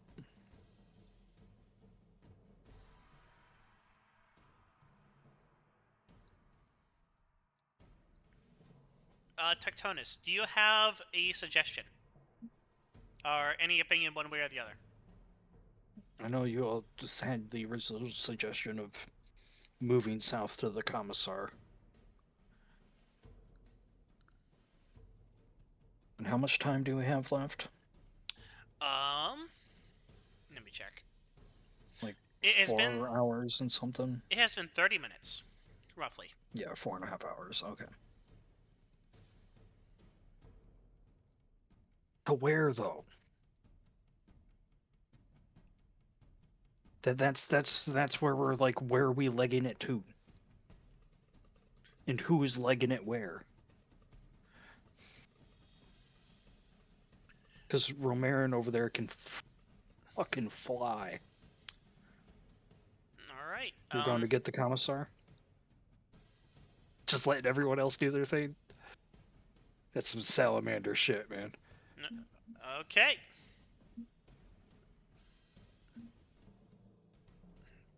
Are we all Fine. splitting up? That would seem to be the case. Oh god. Romarin, go ahead and put your token on the map. Alrighty, we shall do that. All right. My dumbass suggestion. Fear for everybody. Alrighty, time to do a piloting test. Alright, we'll start from left to right. Romarin, where do you want to go?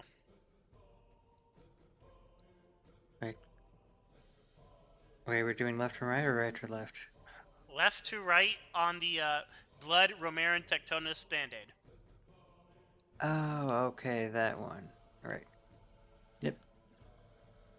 Yeah, in which case, yeah, Romarin is probably gonna hop up on that rail, assuming I pass my piloting check, and then just follow the rail. Alright, that's an operate test, right, Smoke? Pilot personal. Okay, yeah. Personal pilot, yeah. Make a pilot personal test. You're going all the way to 2? Yep. And I believe...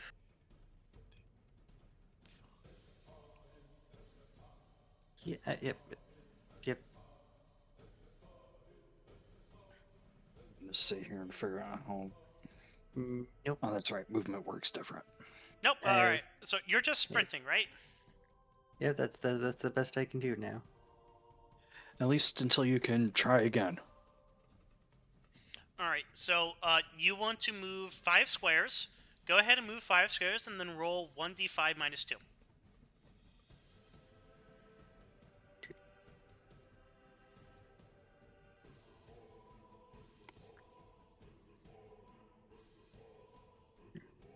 D5 minus 2. Alright, you do that in 1 time unit. Wonderful. Okay, Tectonus, you want to go towards this here, right? Alright, roll me a, are you moving fast, slow, or medium? Alright, roll me a 1d5 minus 2.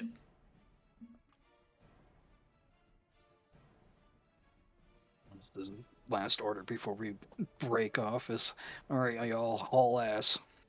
Alright, you take 3 time units. So you may now move 5 squares.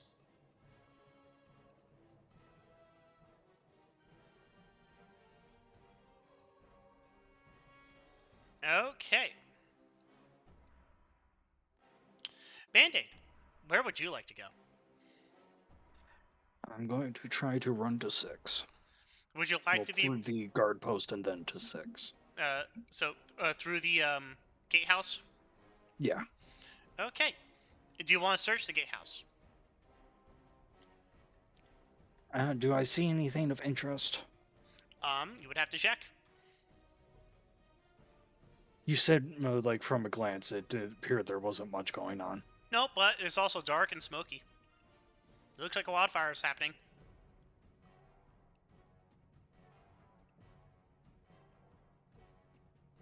If anyone's hiding there, you're gonna have to check you have to check the building. Fuck. Alright.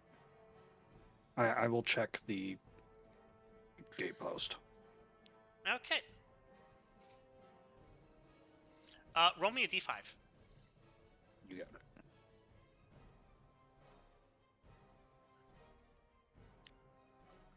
Alright, that's 4 time units.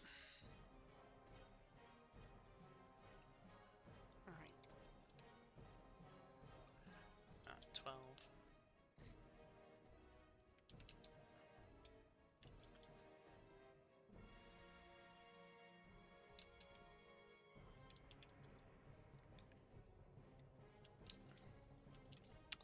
Okay. You're going to be there for a while, so we're going to do you first. So, and then catch everyone else up to how long you take.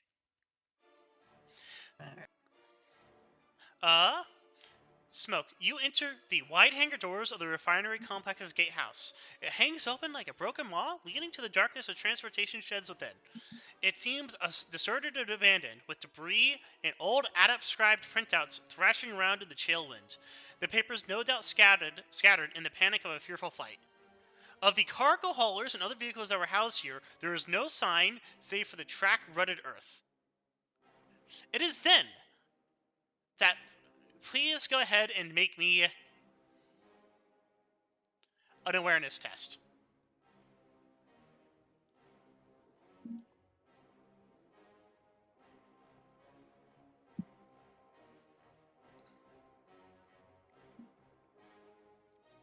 That appears no go.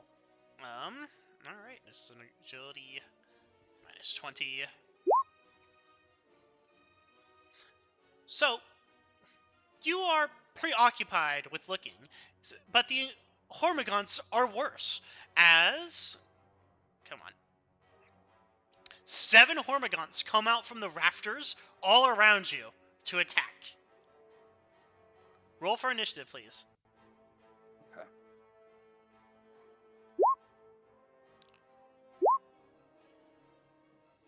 You go first.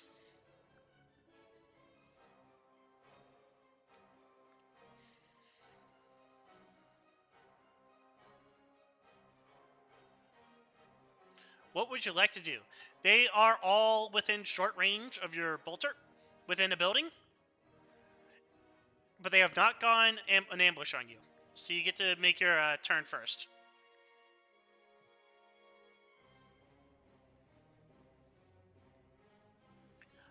For the purposes of combat, they count as a horde. You said it was short range? Yes.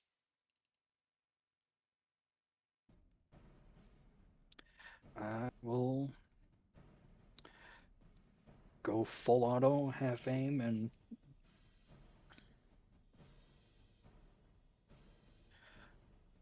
try to kill as many as I can. Okay. Damn. Alright. You hit once, or roll for damage. You kill 2 of them. There are 5 remaining. Now, Magos Sardos. Go ahead and make me an initiative test, please. Magos Sardos goes next. Oh, he was following me, huh? Alright. You were the slowest. Yeah, fair enough. Error! Enemies! Attack! Attack! Slay the Xenos! In the name of the Omnissiah! And then he goes on and on. Repeats his combat phrases. Yes. Fire. Alright, he misses.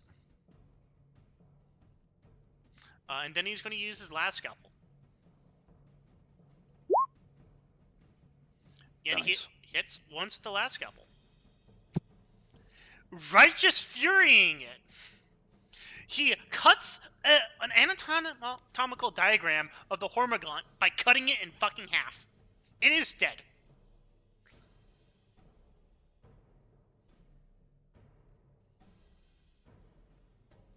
Alright. Go back to... And it is now the Hormigaunt's turn. The Hormigaunt's ignore you, Band-Aid, to move after Zardos. Would you like to intervene?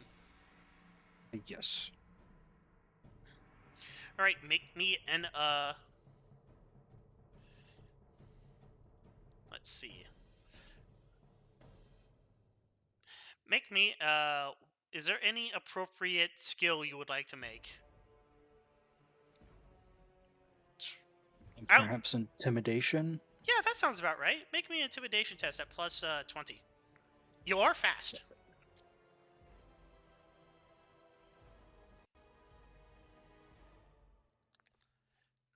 Alright, the Hormigants are going to make a willpower test.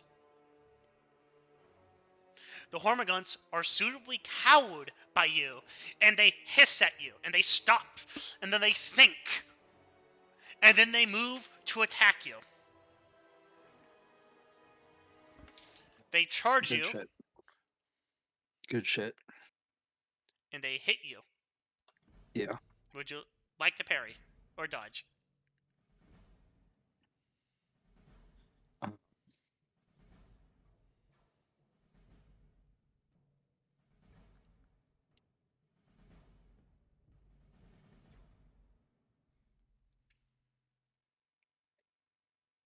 I'll try to parry. Nah. Okay. All right. They do 10 damage or 3 penetration against you.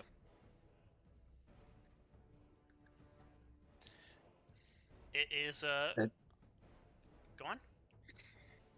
I was about to say, no, it's Band-Aid is equally as tough as Jah'maul is, so All right. Uh, Vyakai fires his Infernus pistol again, turning one of them into a fucking molten pile of slag. but It's shit. bubbling, and then he is going to strike out with his last scalpel.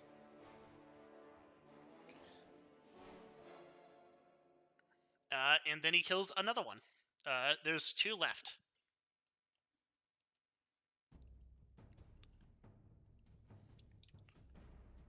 How would you like to kill the last 2? I will just run up with the chainsword and attempt to kill them that way. Okay. Seeing how the mages followed me instead of one of my brothers. Have to at least act like the bigger threat.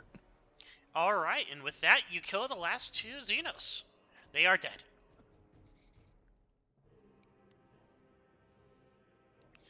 Excellent work, Band-Aid. The Magos, using the last scalpel, proceeds to autonomously act and collect gene samples from the Hormigons.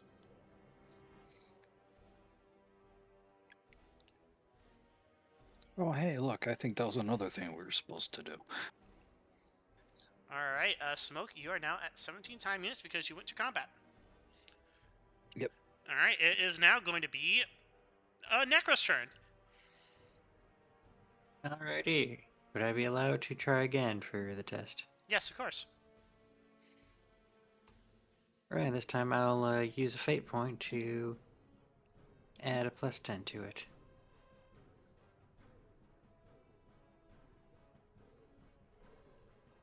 Forgot we could just do that preemptively. I think we're supposed to do that preemptively, but we've been allowed to do otherwise. No, there's a one where You can re-roll. you can give yourself essentially A free during 10 a success. Alright, that is another failure. I am not moving anywhere quickly. Alright, are you moving as fast as possible? Absolutely. So 1, 2. Yeah, and that's wild. Like, you're even better at piloting than fucking than Jah'maul is. Alright. Yeah, because I took the thing I that wish makes me move faster when I get a successful pilot. Yeah, I have the same thing for Jah'maul. Oh, no need. But no, you just have more agility than he does. That's 1d5 minus 2. Yep. That's Nice. 1 time unit. Okay, we're going to Nice. keep going until you're not the lowest one. Do you... you're at... Okay. Alright. Mhm. You can always try again if you don't mind. Yeah, go ahead and try again. If you do succeed, you won't spend any time units to traverse the distance. Alrighty, so we'll just see if... There we go. Alright, so we can use the jump to hop up there. Now, you can just use the jump to enter the train station. Up to 5 squares. There we go. Alright, would you like to search the station? If you would allow me. Yes, that'll be roll 2d5. Because if you had a squad, you could search his face in 1d5, but you do not have a squad. That is a 5. It'll take you 5 time units to search this place. Understood. You are now at 19 time units. And we will get to what you find once Tectonus moves. Tectonus, would you like to run in that thing in the distance? If Tectonus is here. Alright, move 5 squares, and then roll at what speed you want to go. Alright, so you're just sprinting all out, so go ahead and move 5 squares, and that'll be 1 point.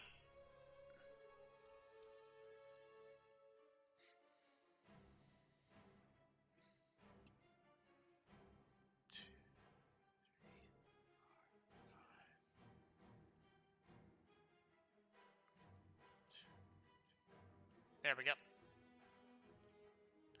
All right, you may go again, Ben.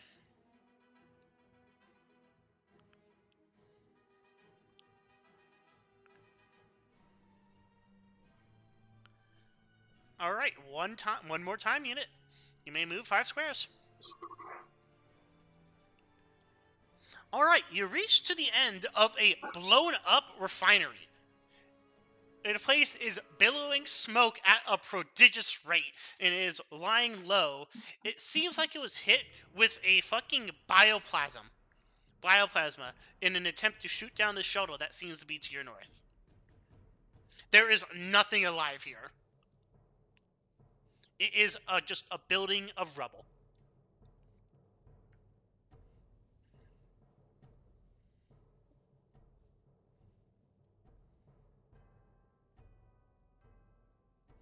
All right, and with that, we can go back to smoke.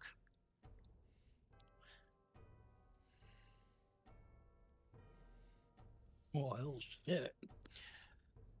Would you like to take gene samples while you're here? I believe the Magos already did that. But if I also have to do so, then I will do so. I mean, it would definitely be faster if you helped. Yeah, I will assist in collecting gene samples.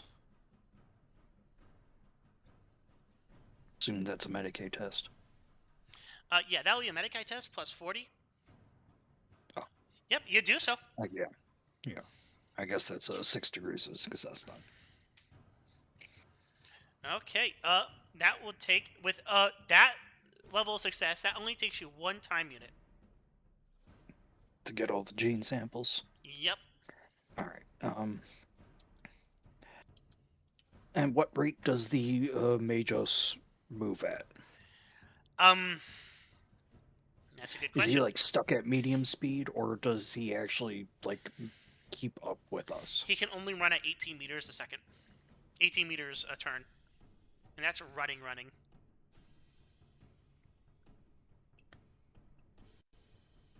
I'm just going to go to your combat. So if you want to move with him, you'll be moving at medium speed. Okay. I guess in that case, I will maintain medium speed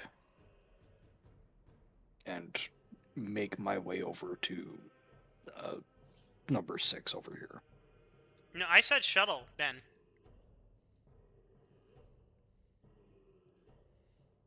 All right, so go ahead and move 5 squares and then roll 1d5. 2, 3, 4, 5. That's right, it doesn't have a... Fuck.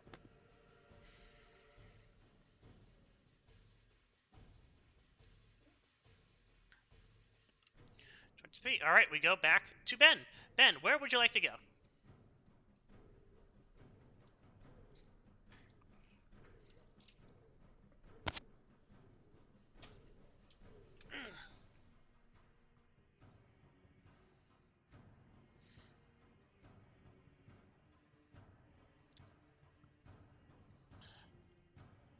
All right, to the hauler or the fenced off area? All right, to the fenced off area. I assume you're moving as fast as possible?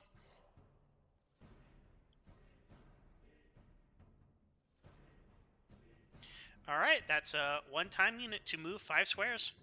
Go ahead and roll me a 1d100.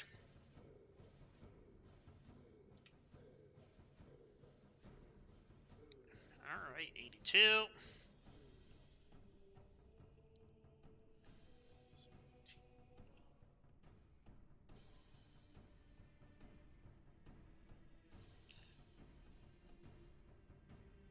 All right, roll me a 1d5, please.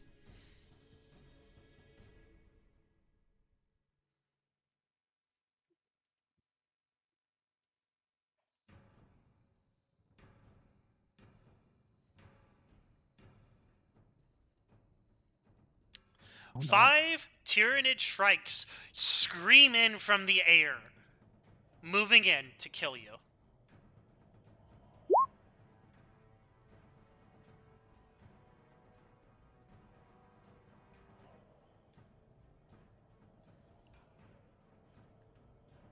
Forget your hellfire rounds.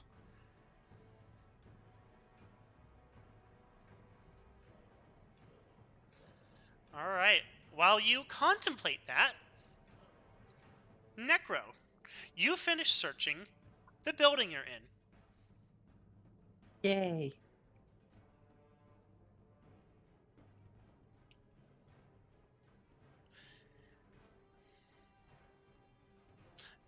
Searching the mag train sighting, you come across an area of rough but open ground. The terrain levels off considerably. 2 parallel 100-meter long ferrocrete loading platforms surmount rough sidings of piled earth and compacted rock either side of a raised industrial mag rail running east to west. Emergency lighting flickers in a squat station post at the far end of the platform. As you search the building, you make a lot of noise because you're not one for being quiet, I imagine. Never. And you enter a storage room in the back. And there, you see, outlined with your presence, with your enhanced superhuman sight, a human adept laying in a corner, just absolutely still. The only reason why you know he's still alive is because he's giving off heat. Oh, good. There is one of you alive. What? He croaks. Do you want to leave, or do you want to continue hiding? No, I want to go. Please, let's go. Wonderful. Hold on tight. What? Grabs him by the scruff of his neck. Dead sprints. This is a gaunt, stricken man, prematurely middle-aged, with watery blue eyes and skin almost as gray as his threadbare adept's robes. He is on the edge of malnutrition and nervous collapse. Yeah, no, he's gonna collapse, all right. I'm just gonna tuck him under one of my arms, like a small little cat. Change layer to token. It's like, benediction to God Emperor. Thank you, my lord, for the timely arrival of your space raid, right? Probably. Oh God Emperor. All right. I mean, right now we're it's more of a ground marine because we're not in space. All right, Necro. Where would you like to go? Well, next we will. While I'm carrying this little thing, first we'll try the piloting.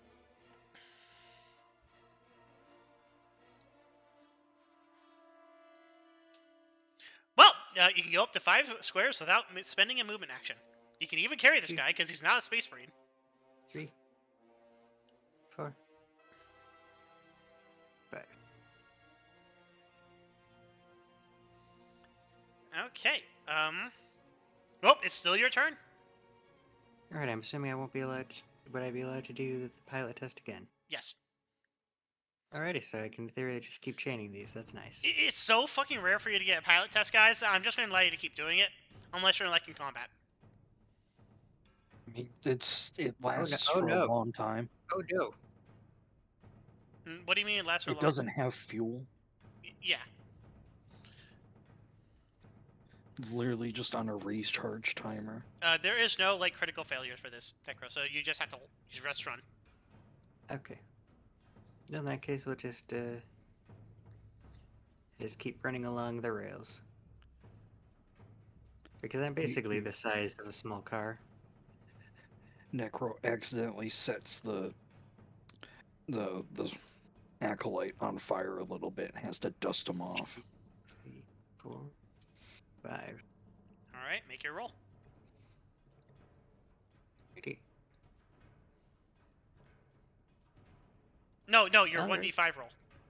Oh. How much time? Yep. I'm.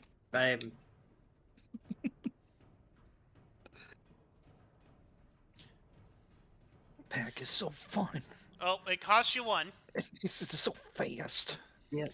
All right, and then I'll let you keep that piloting test, and you're You going are to go too into kind. 7, right? Yep, that is the plan. We'll just be using the piloting to safely descend instead of immediately pile driving into the ground.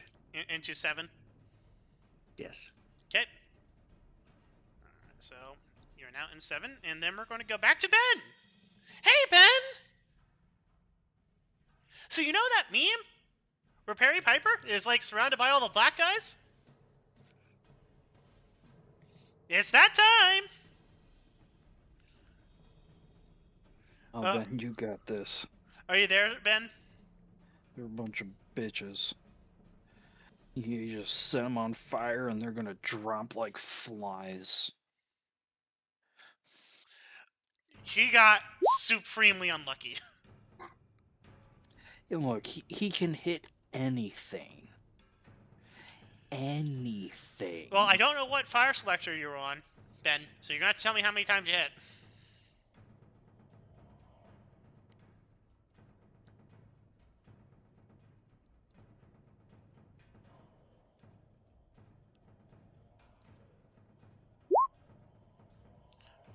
Alright, full auto.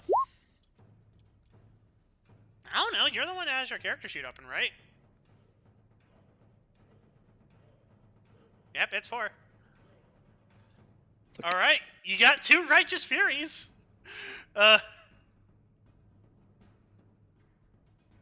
Yep, he doesn't dodge a single one of those shots. And that's in the body. So go ahead and do 6 and a 1 Righteous Fury in the body. Those are critical hits. 1 rending.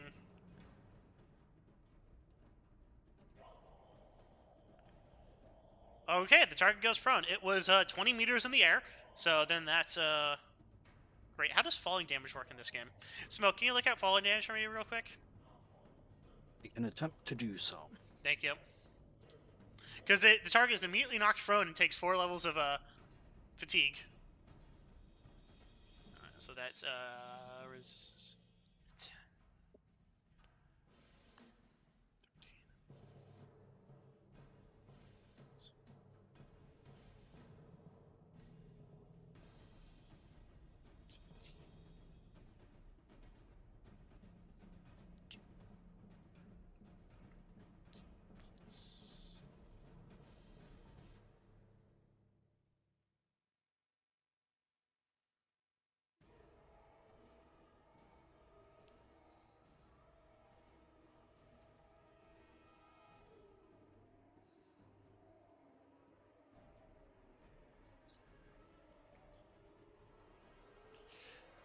The Shrike screams in agony as it starts plummeting to the ground. Alright, the rest of them are going to try and wing in towards you. They move 10 meters in their turn as they're flying towards you. They'll get to you in another turn. They're doing nothing but flying, trying to get to grips with you. Alright, it's your turn again. Do you want to shoot a different one?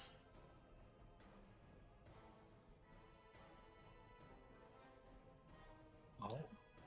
Oh no. Roll 1d10 plus 1 for every meter the character has fell. Is there a limit? No. Like where you have to start? I believe low altitude is roughly about 15 meters. And that's when you would suffer from the fall damage. Let me double check that again because they're about 20 fucking pages apart.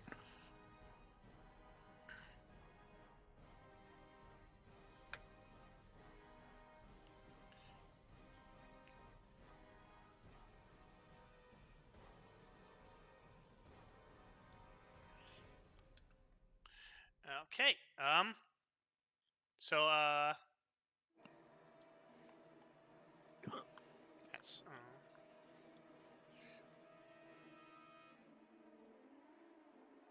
Are you using normal bolt shells, Ben? Okay, I see. Is it in low? I believe they're in low altitude. They're in Did you medium say? altitude. There's only low or high. High altitude. High altitude? Okay, then you roll damage as if they fell 25 meters. Oh, so 25 d10? +1 for each one. Oh yeah, that thing's dead then.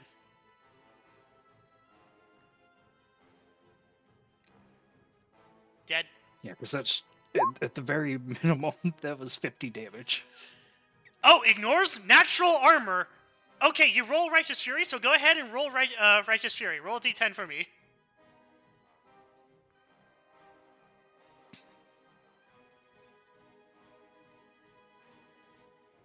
That's 2 Righteous Furies, actually. And y'all were concerned.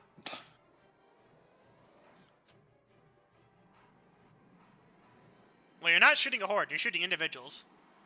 No, these are big boys. Yeah, these are the big boys.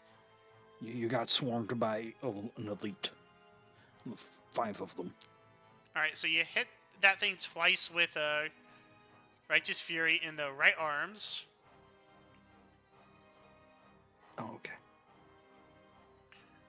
Yeah, go ahead and roll another Righteous Fury because you got 2 of them. Alright, the 6. See, now, like, these things are something you can put up on the wall. But you're just mulching them, so they're not even worthy of the wall.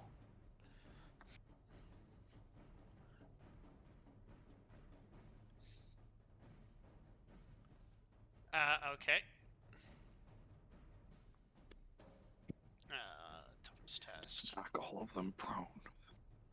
Well, that succeeds. It still has its hands. All right, so that's 6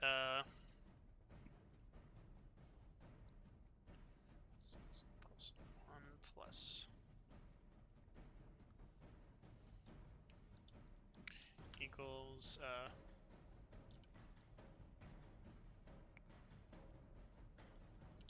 okay. It takes 5 levels of fatigue. No, it takes 4 levels of fatigue. And does fatigue have to exceed your toughness bonus? Yes. Before you fall unconscious? I do not know if it meets it beats it. I have to double check. Well, they have a natural toughness, so they have a natural toughness of 10. 10 bonus. Okay, so that at least gives me time to look it up. All right, and they're going to move 10 meters closer to you, and then they're going to start diving. You have 1 more turn to shoot them, Tectonus.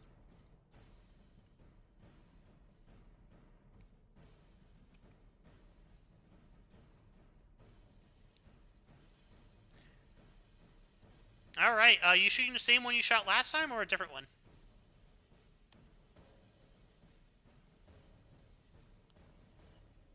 All right. Roll damage. You hit 4 times. All right, that's 1 Righteous Fury. Go ahead and roll Righteous Fury. Oof.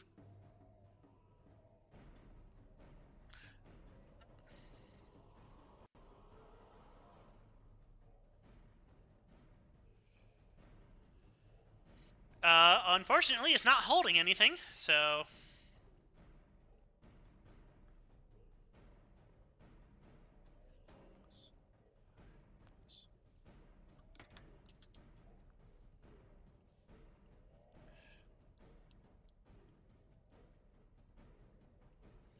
All right, the 4 strikes get within melee of you, and they're going to try and slash you as they swoop down upon you.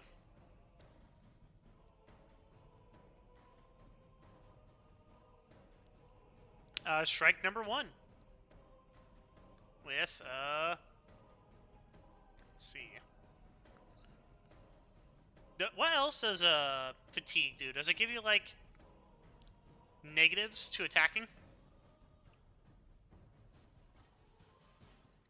Attempting to... Nope. When a character is fatigued, all his tests, including any weapon skills, suffer a negative 10. Okay. But... What's the fatigue limit? Not all injuries, blah blah blah. Alright, would you like to dodge that one, Tectonus? Fatigue measures the amount of non-lethal, blah blah blah. Characters gain fatigue. Gotta start doing... Yeah! Tectonus, would you like to dodge that last one?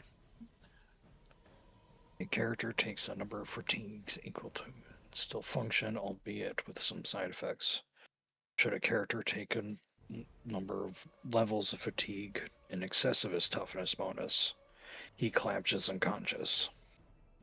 Alright, well, make me a dodge test, Tectonus.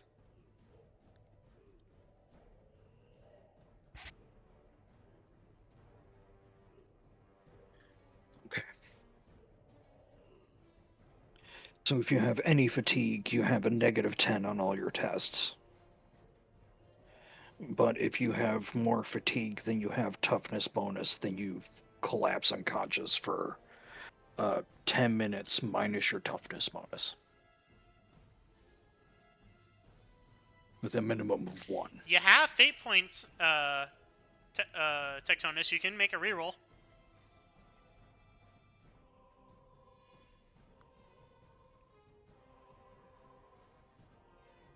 Yep, double fuck. They inflict 34 points of damage with 3 penetration against your, right leg.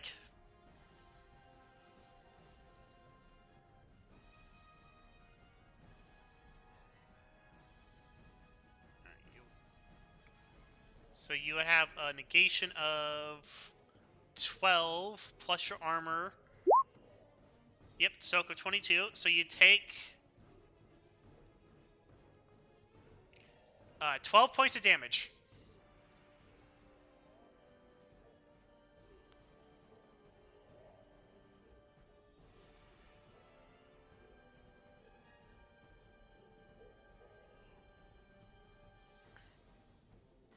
Alright, it's your turn, Tectonus. You're down to 8 hit points.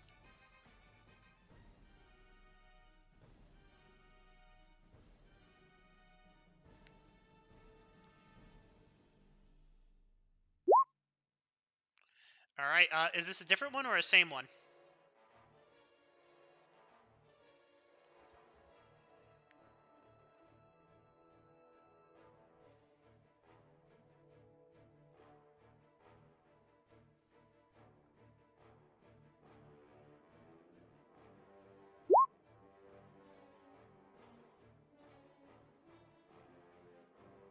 Alright.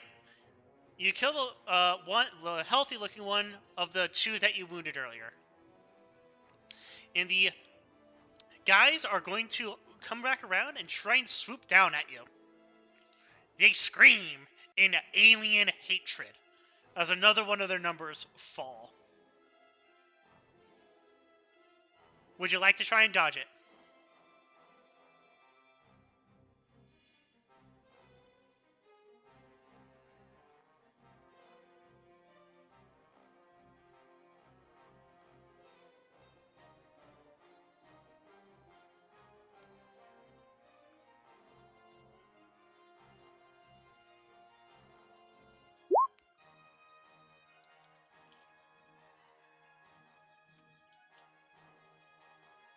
Yes, okay, you dodged the first one. 2 more coming at you. Natural weapons cannot malfunction. And the last two miss. Tectonus, it's your turn again.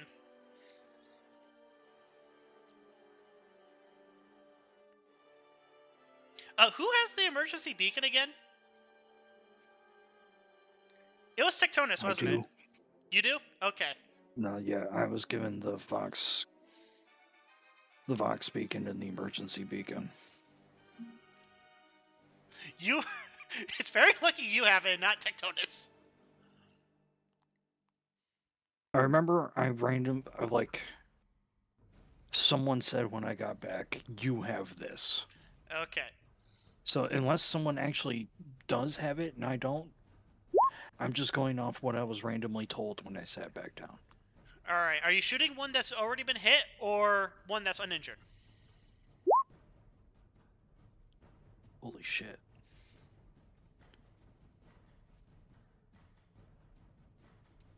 Well, in that case, roll me a d3 to see which one you hit.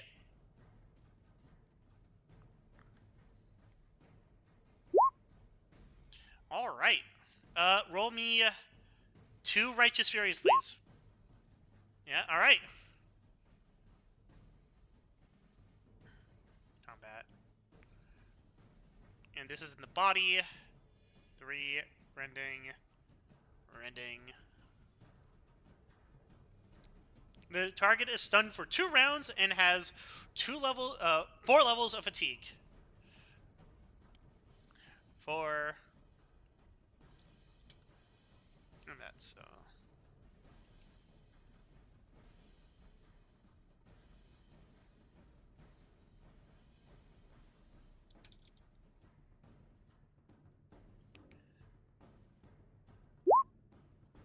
It is almost dead.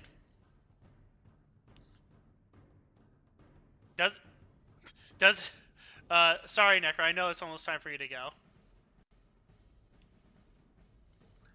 Alright,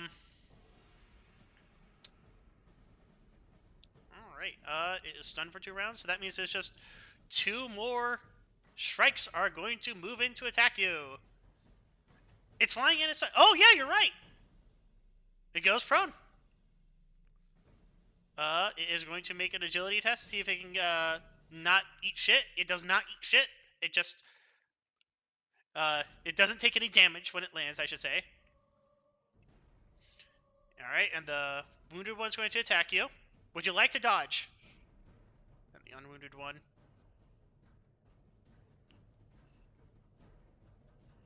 Alright, so you only get attacked once for 18 points of damage with 3 penetration against your, head.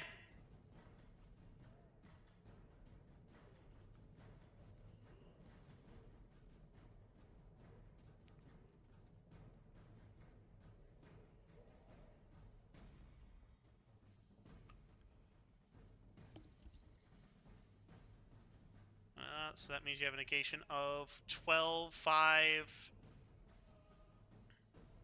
17. So that's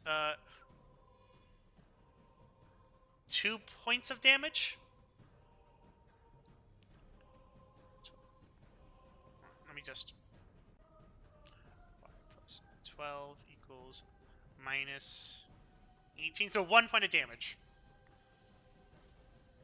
against your head. And it's your turn.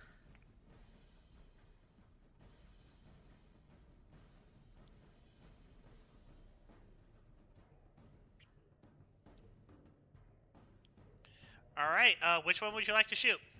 The wounded one or the unwounded one? Well, too late now. You have to roll a d2. Alright. That's 1, 2, 3, 4 Righteous Furies. Go ahead and roll me 4 Righteous Furies, please. 7, 2, 6, and 4 against the left leg.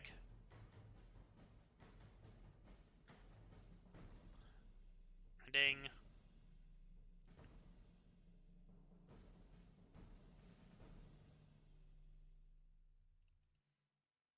Alright, this one also falls prone. 7.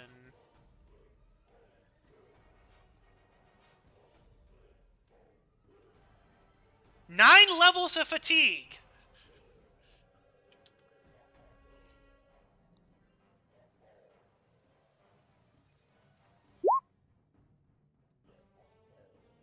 Ten levels of fatigue is unconscious.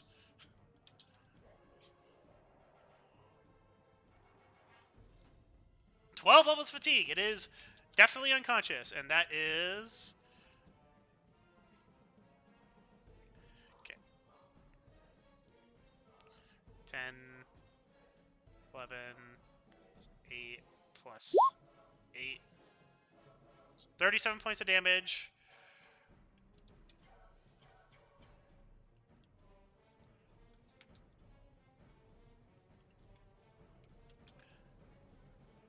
Alright, there's only one Shrike left attacking you. It is going to swoop down again. And it hits. Make me a dodge test.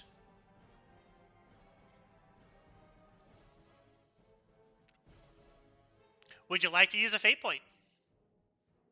Alright. You succeed in dodging it. Would you like to shoot it?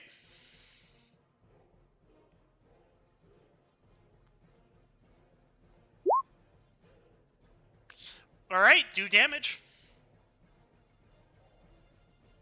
Alright, that is... How many more Hellfire rounds do you have?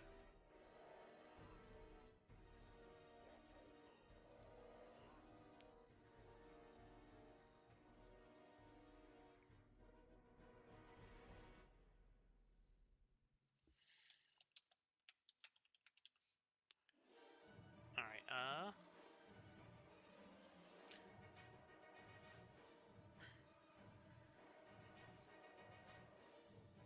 dead.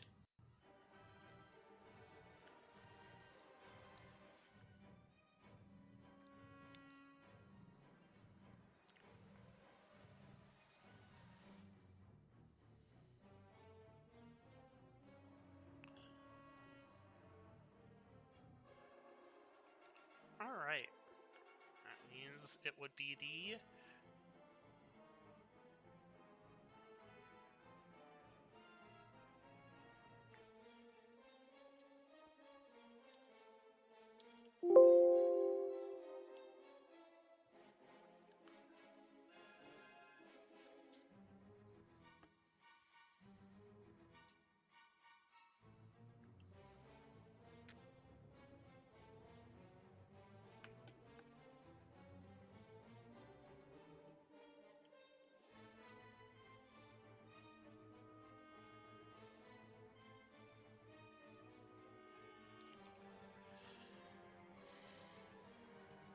Okay. We can go to smoke at the very least.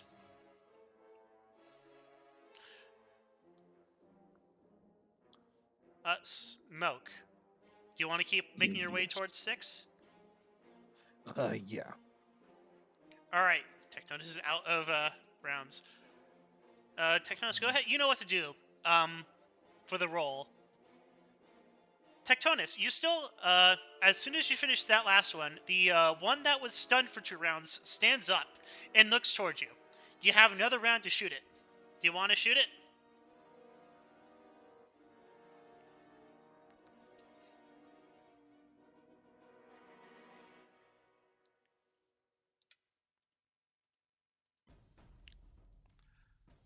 Alright. Roll damage. Roll right, let's see. It's dead. I'm not even going to bother with Righteous Fury. And then the last one is unconscious. Do you want to just kill it with your, combat blade before moving on?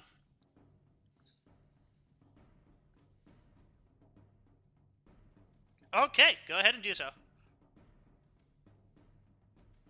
I'm sorry. You don't have to roll, you just do so.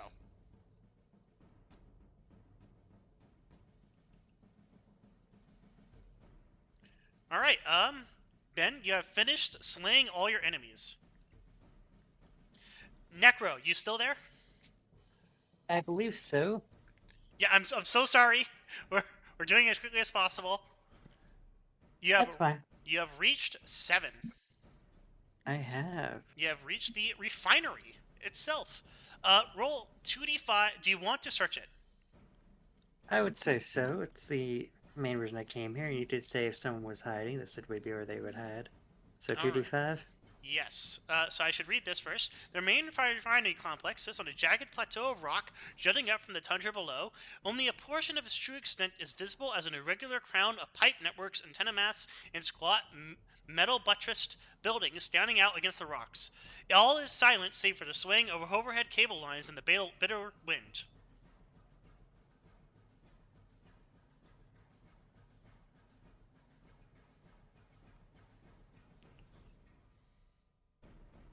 All right. Yeah, that would be 5.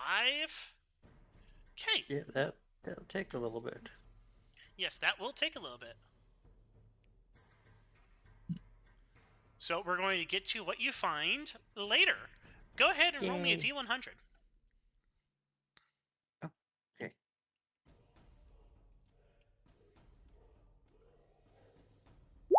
17. And we shall review it later. 17. Hold on.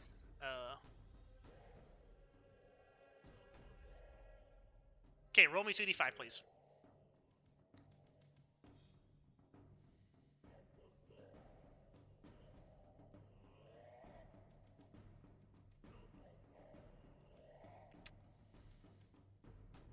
Necro?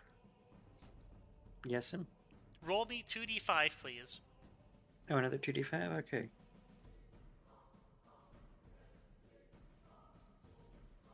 Oh, oddly consistent. I mean, yep. All right. We'll get to that in a second. Ben. That combat took you quite a bit, especially with decapitating the body. Would you like to move towards the location that you're heading towards again?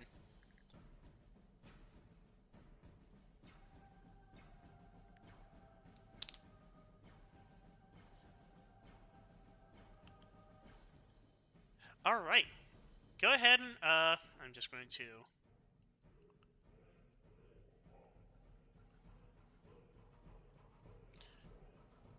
So you move 3. Go ahead and roll me a 1d5 minus 2.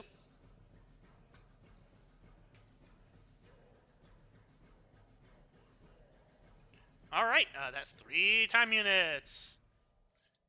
Yeah, your leg is giving you trouble at the moment.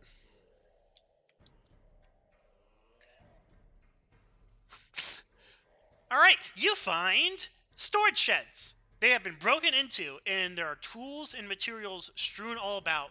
It seems that the most likely thing that was attacked was the industrial alcohol and the food storage.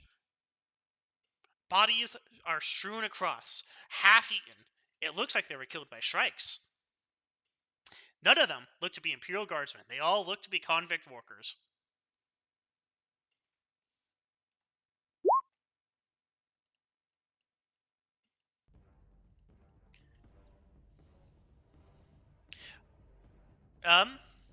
No, you don't have to look.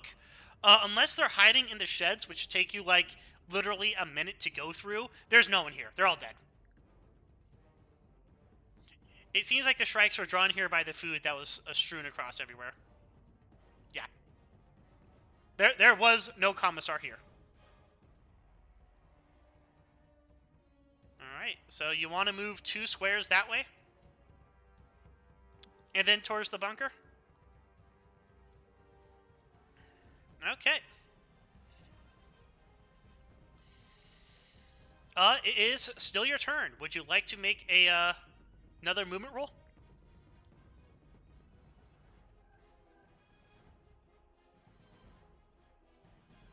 Okay. So go ahead and make me another movement roll. All right, that is a 1 point. You get to the Land Raider, not the Land Raider. I'm sorry. The Land Hauler.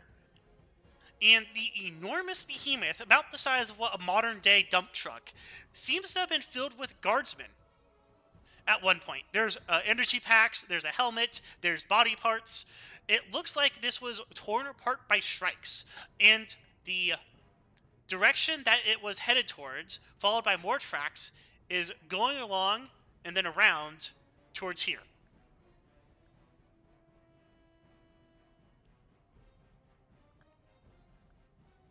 it seems this land hauler was part of a convoy. From what you can tell from the damage around, they have made a pretty good showing of themselves.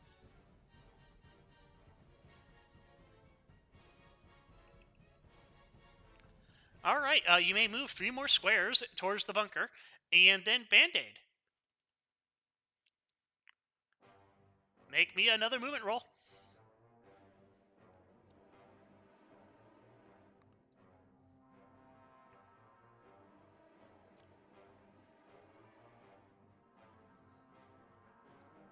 Okay.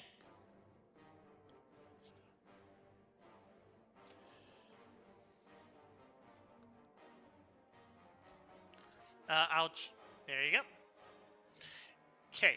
Necro. As you are searching about, you find a chamber that has, like, locked doors. It looks like it was to, like, lock up, like, valuable materials to prevent theft.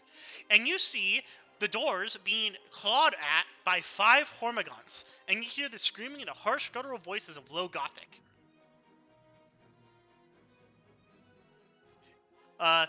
The adept in your arms is squirming as he sees you're approaching the Hormagaunts. Alrighty. How much longer can you be here, Necro? I mean, I probably should be getting ready to leave any moment now. Alright, go ahead and make me 1 attack roll.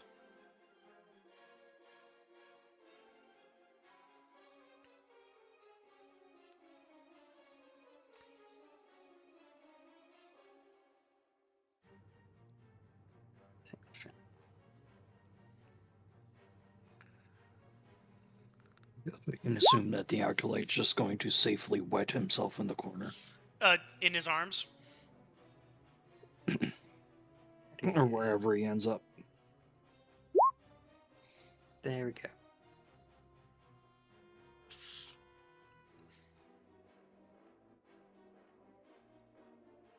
You never know. Necro might decide to drop him. Yeah, you kill all of the Hormagaunts.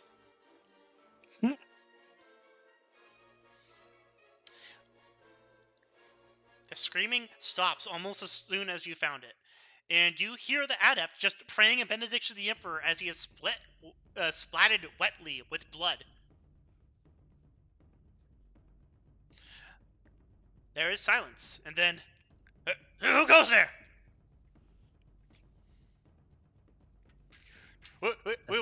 We have guns! Oh, good. Then you'll be useful. Do you also have a way to open the door? Make me a fellowship test.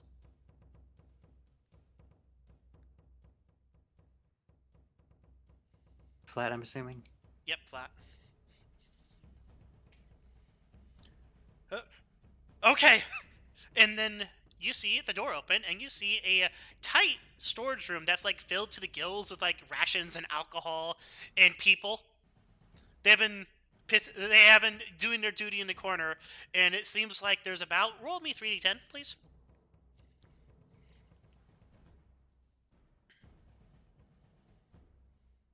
"23 convicts with giant, like, shock collars around their necks and, like, very low quality pressure suits on their bodies."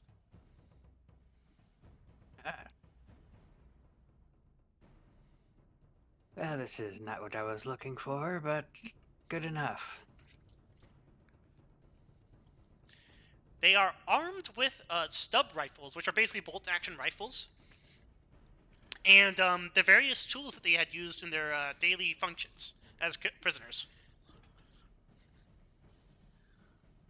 "Is that a space marine?" one of them whispers in the back. Okay, so you can either stay here with all your stuff, or we can be getting out of here. Make me a fellowship roll at plus 40, because you are a space marine.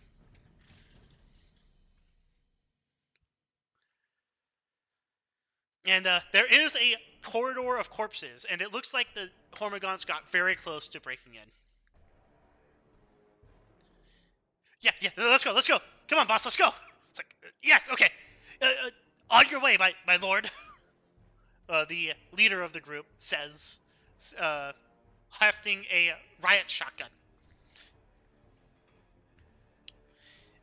On the Good. on the bright side, it doesn't seem like they're wounded, but on the downside, they will slow you down. Yeah, because I can't exactly be running off ahead. Okay, and I assume you want to go towards the extract now? Yep, that'll be the plan. However fast the mortals can move. Okay, in which case, thank you so much for joining us, Necro. That's wonderful. Uh, See you all next time. later. 1, 2, 3, 4, 5. And that would be a /R 1d5. 5. Alright, Smoke, go ahead and make me a... You're going towards the bunker, right? Not the bunker, the 6? Yeah. Okay. So, I assume me and Roman will probably meet there at some point. yeah, you're going to meet there at basically the exact same time unless you roll really early, really fast. So, but we'll still roll to see. Yeah, fair enough.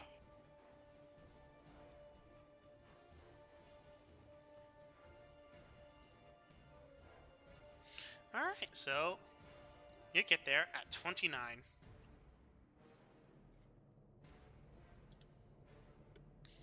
Okay. As you get there, you find a set of overturned land haulers. And you approach a broad ravine dipping into the earth. You hear this distinctive sharp crack of blast fire and the dull roar of hastily bellowed orders. Advancing up a nearby escarpment to get a clearer view of the tactical situation, you look downwards into the ravine to see the overturned wreck of an 8-wheeled cargo hauler below, taking up in around a building, taking up defensive position with a crashed vehicle on one flank, are a ragged squad of 16 Imperial Guardsmen hunkering down in firing positions. The bodies of more guardsmen are scattered in the area. Among them are the mangled and burned remains of a dozen Tyranid Shrikes, huge, bat-winged nightmares with blood-drenched, scythe-like claws. Stood stark and straight amidst the soldiers on a roof is the unmistakable figure of an Imperial Commissar, his red sash billowing in the wind with a large chainsword, larger than it seems it should be for a human, with a long black coat tattered and bloodstained in the back. He displays no fear or concern for his own safety, shouting admonishments to his men to stand firm and die for the Emperor's glory. Beyond them, on the far side of the ravine, movement ripples through the rocks as the Tyranids muster for another assault.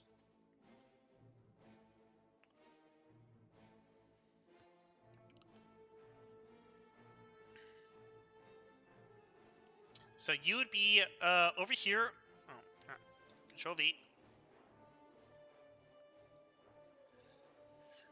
Behind the Tyranid hordes advancing towards the main gate.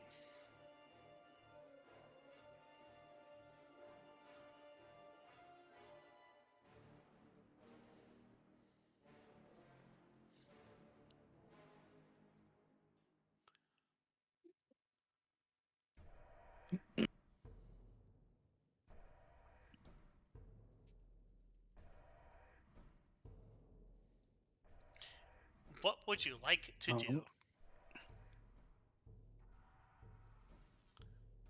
I probably should try to kill. I believe this is a warrior, Yeah, or is that a shrike? That's a warrior. Okay. I'll just make it bigger so it's easier to see. Well, no, you use the same pictures for the shrikes. That's Yeah, what I was asking. the only difference between the Shrikes and the Warriors is the Shrikes have bat wings and a giant tail. That's what I assumed. How far are these things? You're about 50 meters away. I'm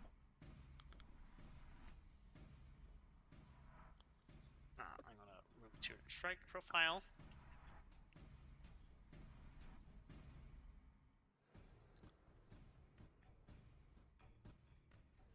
guess I will. That's normal range, correct? Yeah, that's normal range. Okay. Yeah, I should say for the bolter. And I will full auto half aim with the bolter at that dude. Full aim, because you have like a turn, two turns. Oh, and in that case, yeah, I will full aim so I can try to kill the warrior as much as possible. All right. You hit it. How many times? Yeah, you Full shot. auto has 4. Yeah, so 4 times. Okay. All right, and that is 2 What's righteous going furies on today? in the body. 6-7. Hey, 6-7. Okay.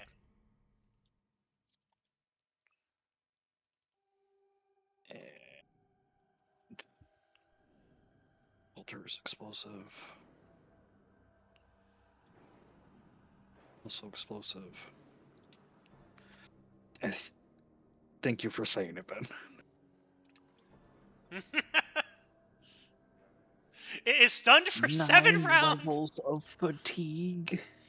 from the first one.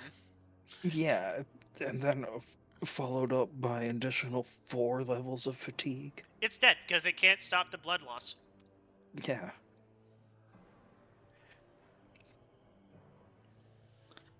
Just fucking subtract another 4. Describe how you fucking obliterate this bug.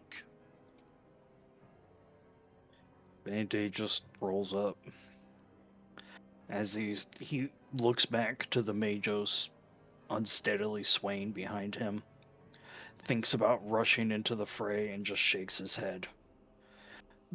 Actually levels his bolter with it and just unloads into its back until it falls over dead. Clearly caught by surprise and unable to properly defend itself. It was even making like a charge motion with its sword before it was just had its back blown out. Protecting itself from the fire that was going to take in front of it. Yeah. Oh, synapse. Wait, synapse. I just need to see what happens to these Tyranids. Yeah, for if they scatter or not.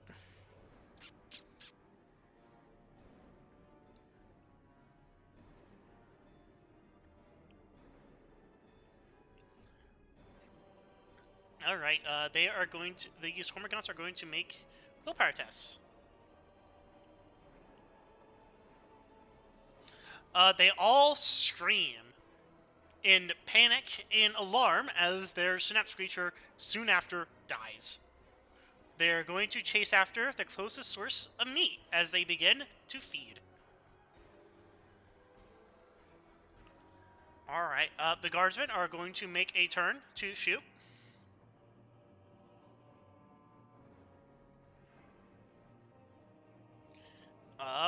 They got the chance to full aim. They are at short range. They have to do semi-auto.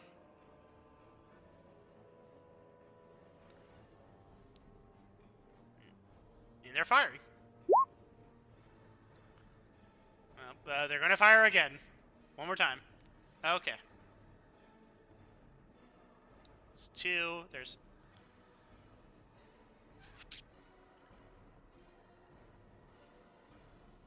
I'm going to say they kill 1 horde. As approaching. Come on, man! You can shoot better than that! For the lowland Fusiliers! Come on! Kill them all! Let them only kill you when your last packs are dry, and you have your throats around their fucking necks! Like this guy. Okay. And the Tyranid Warrior is going to make a...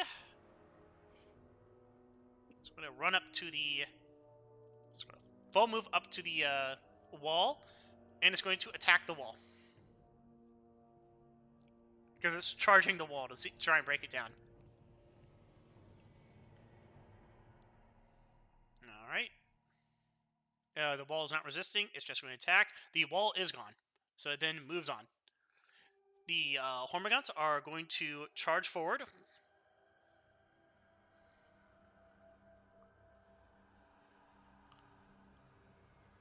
Through the gap.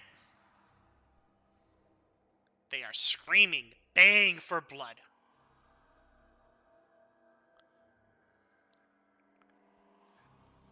It is your turn, Band-Aid. You can see the other Tyranid warrior at the other end of what looks to be an incinerator.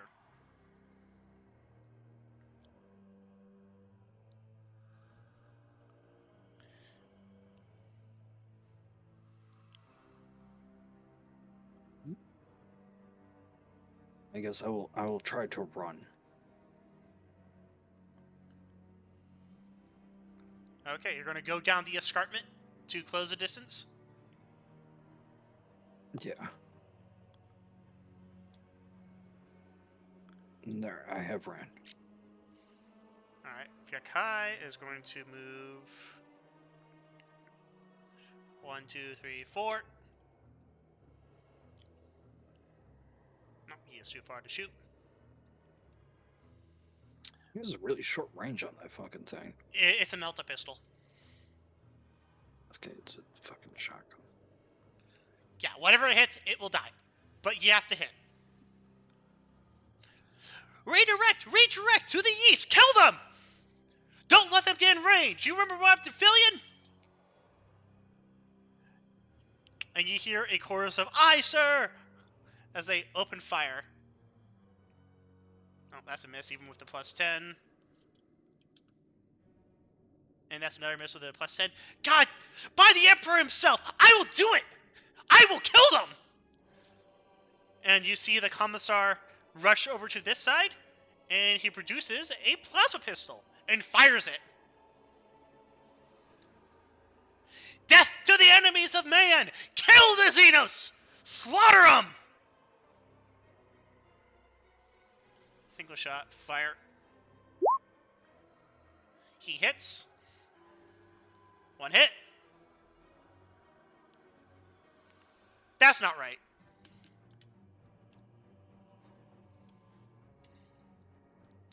This will be the last encounter of the night, by the way. I was about to say, it's already pretty late. Yeah.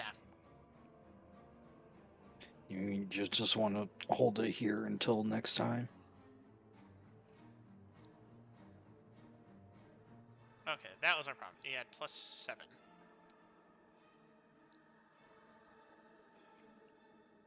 So that, and with that, he kills 2 of the oncoming Hormagaunts with 1 blast. But it doesn't seem to be enough. And so we end tonight's session. With it all in the balance. I hope you both had fun.